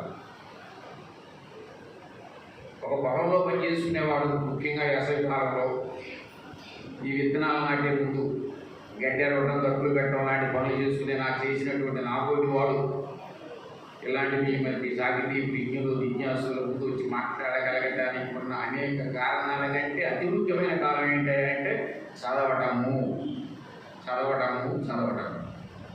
అతిశయోక్తి అనిపించవచ్చేమో కానీ నిద్రపోయేటప్పుడు తప్ప మిగతా పుట్టిన చదువుతూనే ఉంటాను. అది ఏమిటనేది ఏ విషయం. అలాగే ఇక్కడే కాదు, అమెరికా పోయినప్పుడు అక్కడ గ్రంథాలయాల్లో డజన్ల కొద్ది పుస్తకాలు తెచ్చుకుని ఏమాత్రం మెలకు వచ్చినా ఏ సమయంలోనే సరే చదువుకుంటూ అలా ఇక్కడ కూడా నేను ఏ ఊళ్ళో ఉన్న లైబ్రరీ కాకుండా తెనాల్లో విజయవాడలో కూడా మెంబర్షిప్ ఉంటుంది. ఇప్పుడు పుస్తకాలు ఉంటాయి, రోజు 5-6 పుస్తకాలు నడుస్తూ ఉంటాయి, చదువుతుంది. ఉదయం 10 గంటలకు, మధ్యాహ్నం నుండి సాయంత్రం. ఇవన్నీ కాకుండా మధ్యలో టెక్నాలజీ వచ్చింది కాబట్టి ఐప్యాడ్ ద్వారా అమెరికన్ పేపర్స్ కూడా చదువుతూ ఉంటాను. అమలు పేపర్లు అవన్నీ చదవడం ద్వారానే ఈ కరోనా పీరియడ్లో దాదాపు 110 పైగా ఎడిటోరియల్ పేజీలు వచ్చిన వ్యాసాలు రాయగలిగాను. మొన్న కూడా 16 ఆడిట్పై ఆడిట్ అనే అంశం మీద వార్తలో కథలో కూడా సరే నా గురించి చెప్పడం కాదు, చదవడం ఏం చేస్తుంది మనల్ని అనేదాన్ని. ఈ గ్రంథాలయ ఉద్యమానికి సంబంధించి రాష్ట్రంలో పితామహులు అనేక మంది ఉన్నారు. కాశీనాథ నాగేశ్వరరావు గారు, ఐదేవర నాగేశ్వరరావు గారు, పాలూరు నాగభూషణం గారు, వెనగా వెంకటప్పయ్య గారు ఎంతో కృషి చేశారు. వాళ్ళందరూ ప్రాంతాల్సిన వెలగా వెంకటప్పయ్య గారు చేసిన ప్రత్యేకమైన కృషి ఏంటంటే పశ్చిమ గోదావరిలో ఉన్నప్పుడు జిల్లా సెక్రటరీగా చదువుల సంఘం రీడర్స్ ఫోరం అని ఒకటి ఏర్పాటు చేశారు. మనం చదువుకోవడమే కాకుండా ఈ ఫోరం ద్వారా కూర్చుని వారానికో 15 రోజులకో నెలకో ఏం పుస్తకం చదవాలి ఏంటనేది ఇది మేము తణుకులో నేను రీడర్స్ ఫోరం అధ్యక్షుడిగా 10 సంవత్సరాలు ఉండి ఈ కార్యక్రమం నిర్వహించాము. అలాగే మరో గ్రంథాలయానికి డెవలప్మెంట్ కమిటీ సెక్రటరీగా నెల వేయాలి అని చెప్పి అక్కడ ఒకటి నిర్వహించాము. దీనివల్ల ఏంటంటే చదివిన వాళ్ళు చదువుతూ కూర్చోకుండా చదవని వాళ్ళకు కూడా ఇవి చేరవేయడానికి పరస్పరం పంచుకోవడం ద్వారా పెరిగేది ఏదైనా ఉందంటే ప్రపంచంలో అది జ్ఞానమే. అది పొందగలిగింది పుస్తకాల ద్వారానే. సరే, ఇలాంటి అంశాలు చెప్పుకుంటూ పోతే చాలా ఉంటుంది. అసలు కార్యక్రమం కంటే ఇటువంటి గ్రంథాలయానికి సేవ చేస్తున్నటువంటి లంకా సుబ్రహ్మణ్య గారు నాకు చాలా కాలం పరిచితులు. వెంకటప్పయ్య గారి ద్వారా నార్ల వెంకటేశ్వరరావు గారి కంప్లీట్ వర్క్ సెటిల్ అయ్యారు. నేను తణుకులో ఉండగానే తీసుకెళ్ళి అక్కడ ఇచ్చాను. ఇటీవల కలిసినప్పుడు కూడా మళ్ళీ ఒక చర్చతో తీసుకెళ్ళడం మీకు అని చెప్పి కూడా ఇచ్చారు. మళ్ళీ అదే లైబ్రరీకి ఇస్తాను తీసుకెళ్ళి. సరే, ఇంకా నాకు అప్పగించిన బాధ్యతలకు సంబంధించి నేను వీలైనంత వరకు వేదికకు దూరంగా ఉంటాను. కానీ వెంకట సుబ్బయ్య గారు ఇటువంటి వారు అడిగితే కార్యాలయం ప్రసక్తి ఉండదు కాబట్టి గతంలో కూడా ఇదే గుంటూరులో సాహిత్య అకాడమీ వాళ్ళు నిర్వహించిన ఒక కార్యక్రమంలో వారి ఆహ్వానం మీదే ప్రపంచీకరణ మానవ సంబంధాలనే అంశం మీద మాట్లాడారు. చిన్న వ్యాపార సబ్మిట్ చేశారు. ఈ వ్యాధి పుస్తకం ఐదు సమితికి సంబంధించి దాదాపు 93-94 ప్రాంతంలో ఇదే పట్టణంలో శాలంద్రబాబు ఆలస్యం నేషనల్ ట్రస్ట్ వాళ్ళు కలిపి నెల రోజులు పుస్తక ప్రదర్శన ఏర్పాటు చేస్తారు. రోజు ఉపన్యాసం ఏర్పాటు చేసేవారు. అప్పుడు వాళ్ళు ఆహ్వానించి మాట్లాడించారు. ఆ తర్వాత ఐదుకు సంబంధించి వ్యాసాలు వచ్చినాయి, రాశారు. పుస్తకం వచ్చింది. కానీ మళ్ళీ మాట్లాడటం అనేది మొన్న జనవరి ఎండింగ్లో తానా వాళ్ళు జూమ్ మీటింగ్ కండక్ట్ చేసి ఒక్కొక్క ప్రక్రియ మీద ఒక్కొక్క 2-3-4 పెట్టి మాట్లాడించారు. దీనికి సంబంధించి నన్ను ఒక్కడికే ఆహ్వానం చేశారు. అది ఆగం మాట్లాడారు. ఇలాంటి వాటిలో పాల్గొనడం వల్ల జరిగేది ఏమిటంటే ఈ పేరు చెప్పుకొని కొంచెం ఒక రకం ఏం జరిగింది, పేరు చెప్తుంది అనేది ఒకసారి ఆలోచన చేసుకుంటాం. వీటన్నిటికి మించి ఇవాళ ఉదయం ఆవిష్కరించిన పుస్తకం ఎవరికి అంకితం చేశారో హనుమారెడ్డి గారు నుంచి మిత్రులు పోయినప్పుడు ఇక్కడ పెట్టారు. వారు ప్రకాశం జిల్లా రచయితల సంఘం తరఫున రోగిలి అనే తలవ పుస్తకం ఒకటి ఇచ్చారు. దానిలో 5 గురించి 5 వ్యాసం రాయాలని నన్ను బలవంతం చేస్తే అప్పుడు కొంచెం అధ్యయనం చేయాల్సి వచ్చింది. అది సందిగ్ధ అస్తిత్వంలో తెలుగు అయిపోయిన పేరుతోటి దానిలో సౌకర్యంగానే వచ్చింది. వారు లేకపోవడం విధంగా ఇద్దరు మంచి వ్యక్తి. ఆ తర్వాత ఎక్కడ వేదిక మీద మాట్లాడటానికి సందర్భం లేదు. అయితే కళలన్నింటిలోకి సాహిత్యాన్ని ప్రత్యేకమైనది. దృశ్య కావ్యాలు అంటే శిల్పం, చిత్రం, నాట్యం, నాటకం ఇటువంటివి. అలాగే శ్రవణ కావ్యాలు అంటే సంగీతం, అటువంటివి. కొన్ని పరిమితులు ఉంటాయి. సంగీతం ఆ పాట మధురం, విన్నంతసేపు హాయిగా ఉంటుంది. అలాగే దృశ్యం అద్భుతంగా ఉంటుంది. శిల్పం కానీ, చిత్రం కానీ, ఏదైనా ఘటనాటకం కానీ, నాట్యం కానీ ఇవన్నీ జరిగేటప్పుడే ఉంటాయి. కానీ సాహిత్యానికి సంబంధించి చదివిన తర్వాత కూడా మన వెంటనే వేటాడి వదలకుండా పట్టుకొని పిలుస్తూ ఉంటాయి. అందువల్ల దాన్ని ఆలోచన అమృతం అన్నారు. ఆలోచన అమృతం, ఆలోచనకి కావాల్సినటువంటి అమృతాన్ని అందిస్తుంది అన్నమాట. అన్నింటికి ఏది తక్కువ కాదు, ఏది ప్రత్యేకత విశిష్టత దాంటే. కానీ సాహిత్యం వల్ల ఈ ఉపయోగం ఉంది. ఎందుకంటే మనకి పునశ్చరణ చేసుకునే అవకాశం ఉంది, పంచుకోవడానికి అవకాశం ఉంది. మిగతా వాటికి సంబంధించి అనుభూతులు పంచుకోవడానికి అవకాశం లేదు. ఎవరికి వాళ్ళు ఆనందించవలసిందే కానీ వైయక్తికంగా. ఇక్కడ అలా కాకుండా దీనివలన ఈ ఉపయోగం ఉంది. అలా సాహిత్యంలో కూడా కవిత్వానికి సంబంధించి మరికొన్ని ప్రయోజనాలు ఉన్నాయి. సాహిత్యంలో కూడా ఏది తప్పుది కాదు, దేనికదే మంచిది, ఒకటి విశిష్టమైనది, ప్రత్యేకమైనది. దేని అపరిమితమైన ప్రయోజనాలు, పరిమితాలు ఉన్నాయి. కానీ కవిత్వానికి సంబంధించి ఏమిటంటే ఇది అల్పాక్షరాల్లో అనల్పార్థాన్ని ఇస్తుంది. అంటే పాఠకుల యొక్క సమయం ఎక్కువ తీసుకోదు, తక్కువ మాటల్లో ఎక్కువ చెబుతుంది. అలాగే మనకి కర్మేంద్రియాలతో పాటు జ్ఞానేంద్రియాలు ఉంటాయి. దైనందిన జీవితంలో మనము అనేకం చూస్తూ ఉంటాం, చేస్తూ ఉంటాం, అనేక అనుభవాలను ఎదుర్కొంటూ ఉంటాం. ఈ అనుభవాలు జరిగే వాటి ద్వారా మనకు కొన్ని అనుభూతులు కలుగుతూ ఉంటాయి. అది ఆనందం, ఉల్లాసం, సంతోషం, దుఃఖం, వేదన ఏదైనా కావచ్చు. వీటిని మనం మరొకటి పంచుకోవాలనేటువంటి తపన ఉంటుంది, ఉండబట్టలేని స్థితి. ఆ స్థితే ఆయా అభివ్యక్తి రూపంలో వెల్లడవుతాయి. అట్లా వచ్చేది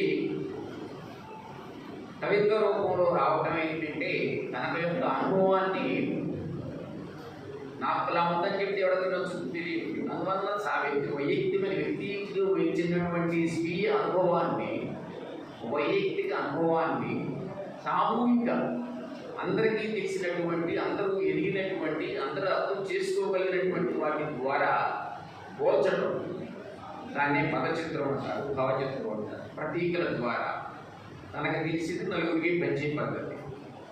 ఈ చేసే ప్రక్రియలో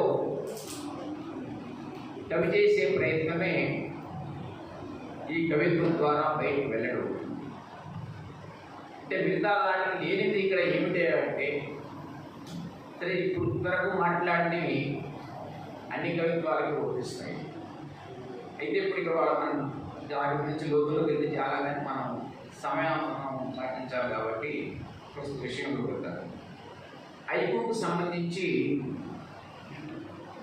మిగతా ప్రక్రియలకి, మిగతా వాటికి లేని కొన్ని ప్రత్యేకమైనటువంటి లక్షణాలు ఉన్నాయి, ఉండాలి కూడా. సరే అందరూ పాటిస్తున్నారా, అందరూ తెలుసుంటే అది వేరే విషయం. దీనికి మిగతా వాటికి లేనటువంటి ఒక తాత్విక నేపథ్యం ఉంది, ఒక చారిత్రక భూమిక ఉంది. అక్కడ జనజీవన స్రవంతికి సంబంధించి అది ముట్టుకు చెందడానికి అనుసంధానం ఉంది. ఈ విషయాలు ఎవరికి ఎంత మేర అవగాహన ఉంది అనేది వేరే విషయం. కానీ వాటిని పరిగణన తీసుకున్నప్పుడే ఈ ప్రక్రియకి దీనికి న్యాయం చేయదు. ఇది మనకి అందరికీ తెలిసినటువంటి కవి గురించి నేను ప్రకాష్ గారు చెప్పారు కాబట్టి మేము వారి వివరాలు మాట్లాడాల్సిన చర్యలు చేరడం. దీనికి సంబంధించి మామూలు కవిత్వంలో అయితే ఒక కవి అన్నట్టుగాను అక్షరానికి పాలు పెట్టి పదం చేయాలి, పదానికి అన్నం పెట్టి వాక్యం చేయాలి, వాక్యానికి శిక్షణ ఇచ్చి కవిత్వం చేయాలి, కవిత్వానికి జీవితాన్ని ఇచ్చి సమాజం పరం చేయాలి, ఇలా ఉంటుంది. అలాగే మామూలు కవిత్వానికి సంబంధించి కవి ఏం చేస్తాడా అంటే తన ప్రాణంలో ప్రాణాన్ని తీసి కొంత అక్షరాలకు వస్తాడు. తన ప్రాణం తరిగే కొలది ఆ అక్షరాలు సజీవం అవుతూ ఉంటాయి. ఆ సజీవ శక్తిలోంచి తన జీవితాన్ని పునర్జీవిస్తూ ఉంటాడు.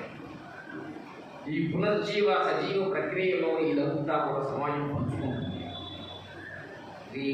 అందువల్లనే పొయిట్రీకి సంబంధించి గొప్ప గొప్ప నిర్వచనాలు కూడా ఉంటుంది. Spontaneous overflow of unsuppressed urge అంటారు. To see the world in a grain of sand, to live the heavenly in the white flower, and to reach the eternity in a fraction of second. అంటే రవిగాంచనిచో కవిగాంచు, ఇది మామూలు కవిత్వాలకు సంబంధించింది. అలాగే ఈ IQ దగ్గరికి వచ్చేటప్పటికి ఇంతకుముందు చెప్పిన ఏమిటి తాత్విక యోగం ఏమిటంటే, ఇది జన్మస్థానమైనటువంటి జపాన్లో అక్కడ తావోయిజం, సింతోయిజం, కన్ఫ్యూషిజం అనేవి ఉన్నాయి. ఆ తర్వాత బౌద్ధిజం వెళ్ళింది. ఈ తావోయిజం, సంతోయిజం, కన్ఫ్యూషిజం వీటి ద్వారా అక్కడ ఒక సౌందర్యోపాసన, ప్రకృతి తాదాత్మ్యత, మనిషిలో ప్రశాంత చిత్తత, ఇవన్నీ నిబిడీకృతమై ఉన్నాయి. వీటితో పాటు మనకిడ నుంచి వెళ్ళినటువంటి మహాయానానికి చెందిన బుద్ధిజం సంబంధించినటువంటి ధ్యాన స్థితి కూడా వీటికి అదనంగా చేకూరింది. ఇవన్నింటిగా కలగొలిపే వీటికి వచ్చినటువంటి అచ్చులు మొలకే అయి, ఈ నేపథ్యంలో ఇక్కడ ద్రష్ట దృశ్యం అంటే చూసేవాడు చూడబడేది, సబ్జెక్టు ఆబ్జెక్ట్.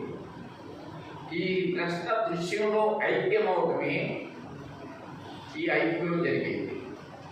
ఈ ఐక్యం అవటానికి జరిగి పట్టే కాలమే 17 చింత క్షణాలు ఉంటాయి. అందుకనే దాని 17 అక్షరాలు అక్కడ భాషలో మాత్రమే ఉంటాయి. అది అక్కడ భాషకి అక్షరం అంటే పదంతో అవుతుంది కాబట్టి వాళ్ళకి చెబుతుంది. మనకి అక్షరం పదం కాదు మనకి. అది అక్షరాలకు సంబంధించేది ప్రొసెస్.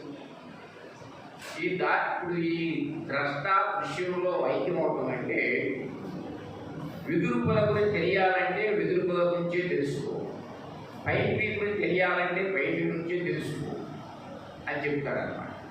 అది వేరు, నువ్వు వేరు కాదు అని చెప్తూ ఉంటారు. అలాగే దీనికి మిగతా వాటిలో ఉండేటువంటి ఈ ఐకో పితామహుడు అని ఆయన నలుగురు ఉన్నారు. వాటిలో బషో పితామహుడు మొట్టమొదటి ఆయన చెప్పిన ఒక వాక్యం అందరికి గురించి ఐకులకి కానివాడకు కూడా వర్తిస్తుంది. ఏమిటా అంటే, the poet needs to be disciplined every day.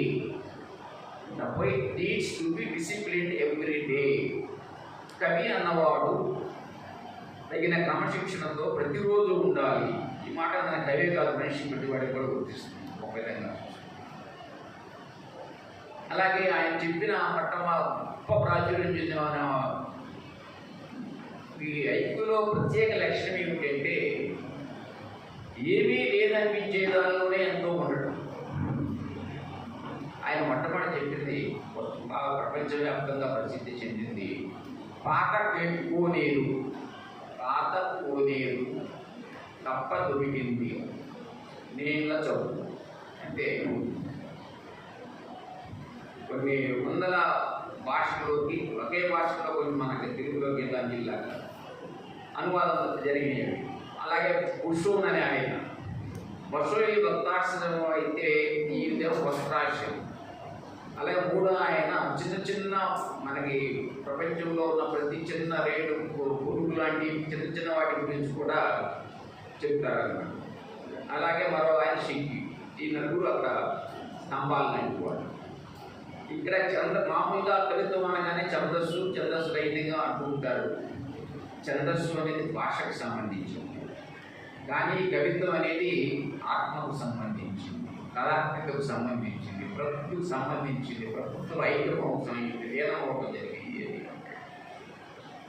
కానీ ఈ నేపథ్యంలో ఇలా ఉండగా వీరు తీసుకొచ్చిన పుస్తకం విత్తనం చాలా అసలు పేరు పెట్టడంలోని చాలా గొప్ప ఔచిత్యం పాటించారు. విత్తనం అనేది లేకుండా మనం లేదు. దురదృష్టవశాత్తు విత్తనంలో ఇప్పుడు -నా అయింది. విత్తనం -నా అంటే ఏంటి? నరుడు పోయాడు, విత్తం మిగిలింది.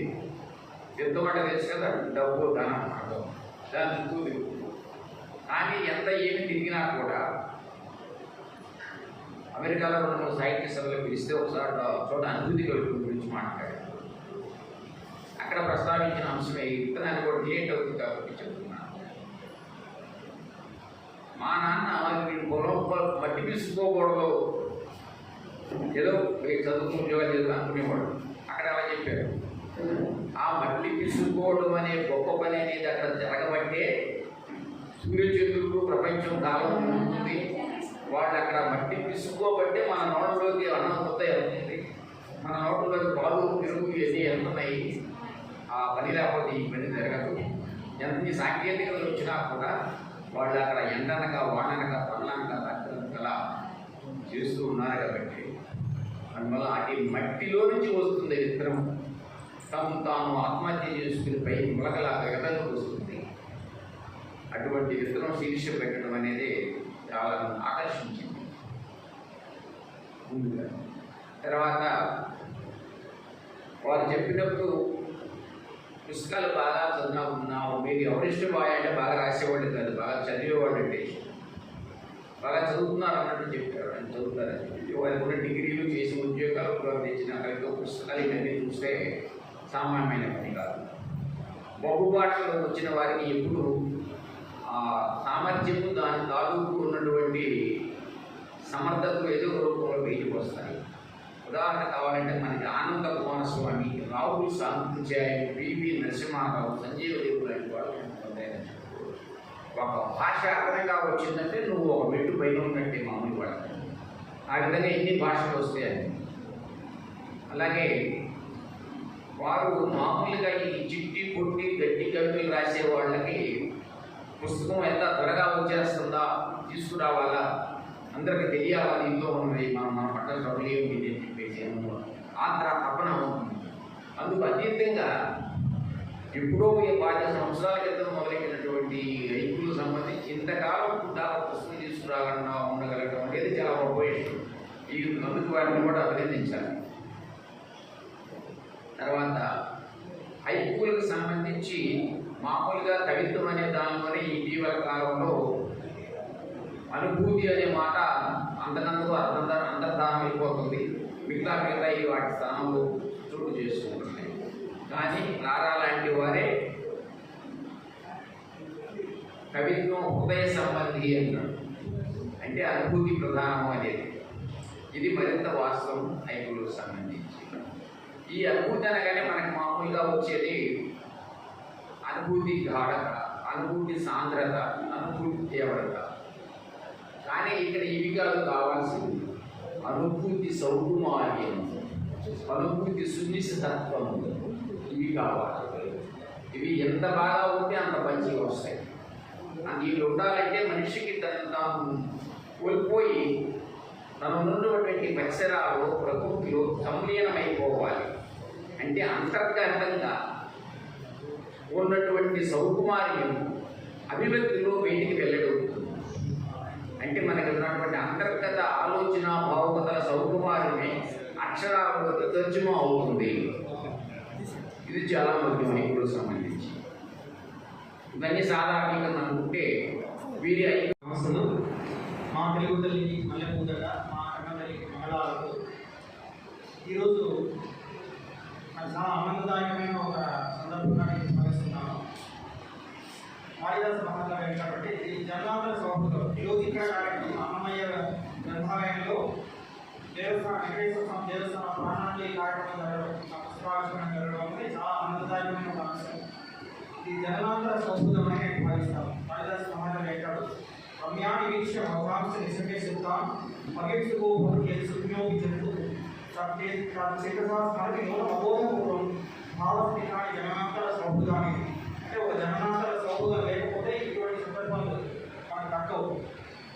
అందుకు నేను చాలా ముఖ్యంగా ధన్యవాదాలు తెలియజేస్తున్నాను ప్రకాష్ గారికి, మన ఆంధ్రప్రదేశ్ రచయితల సంఘం ప్రధాన కార్యదర్శి, వారికి హృదయపూర్వకంగా ధన్యవాదాలు తెలియజేస్తున్నాను. అలాగే మా చిరకాల మిత్రుడు సోమేపల్లి వెంకటేశ్వర గారికి ధన్యవాదాలు తెలియజేస్తున్నాను. ఈ కార్యక్రమానికి అధ్యక్షత వహించిన జయప్రకాష్ గారికి, అలాగే ఈ పుస్తక సమీక్ష చక్కగా సమీక్ష చేసిన లలితానంద గారికి నాకు హృదయపూర్వక ధన్యవాదాలు తెలియజేస్తున్నాను. వాళ్ళు తెలియజేసిన సూచనలు కూడా నేను పరిగణలోకి తీసుకుని దాన్ని పాటించే ప్రయత్నం చేస్తున్నాను. జగన్నాథ సౌహృదం అని చెప్పడానికి ఒక కారణం ఏమంటే గ్రంథాలయంలో పుస్తకావిష్కరణ జరగడం. నా ఎదుగుదలకు చాలా ఆధారపరమైనది అంటే గ్రంథాలయం. నేను 15వ సంవత్సరం 16 ఏళ్ళ నుంచి నేను గ్రంథాలయం పెడుతున్నాను. చెన్నపట్నంలోని కన్నవర గ్రంథాలయం. దాదాపు ప్రతి 2 నెలలకు ఒకసారి నేను గ్రంథాలయం పెట్టకుండా ఉండలేదు. అంటే దాదాపు 36 సంవత్సరాలుగా నేను ఆ గ్రంథాలయాన్ని వెళ్తూనే ఉన్నాను. నా సాహిత్యం అంటే తెలుగు పుస్తకాలు మాకు దొరకడమే చాలా అరుదల. కానీ కన్నవర గ్రంథాలయంలో మాత్రం కొన్ని వేల పుస్తకాలు ఉన్నాయి. ఆ పుస్తకాల వల్ల నేను చాలా లాభపడ్డాను.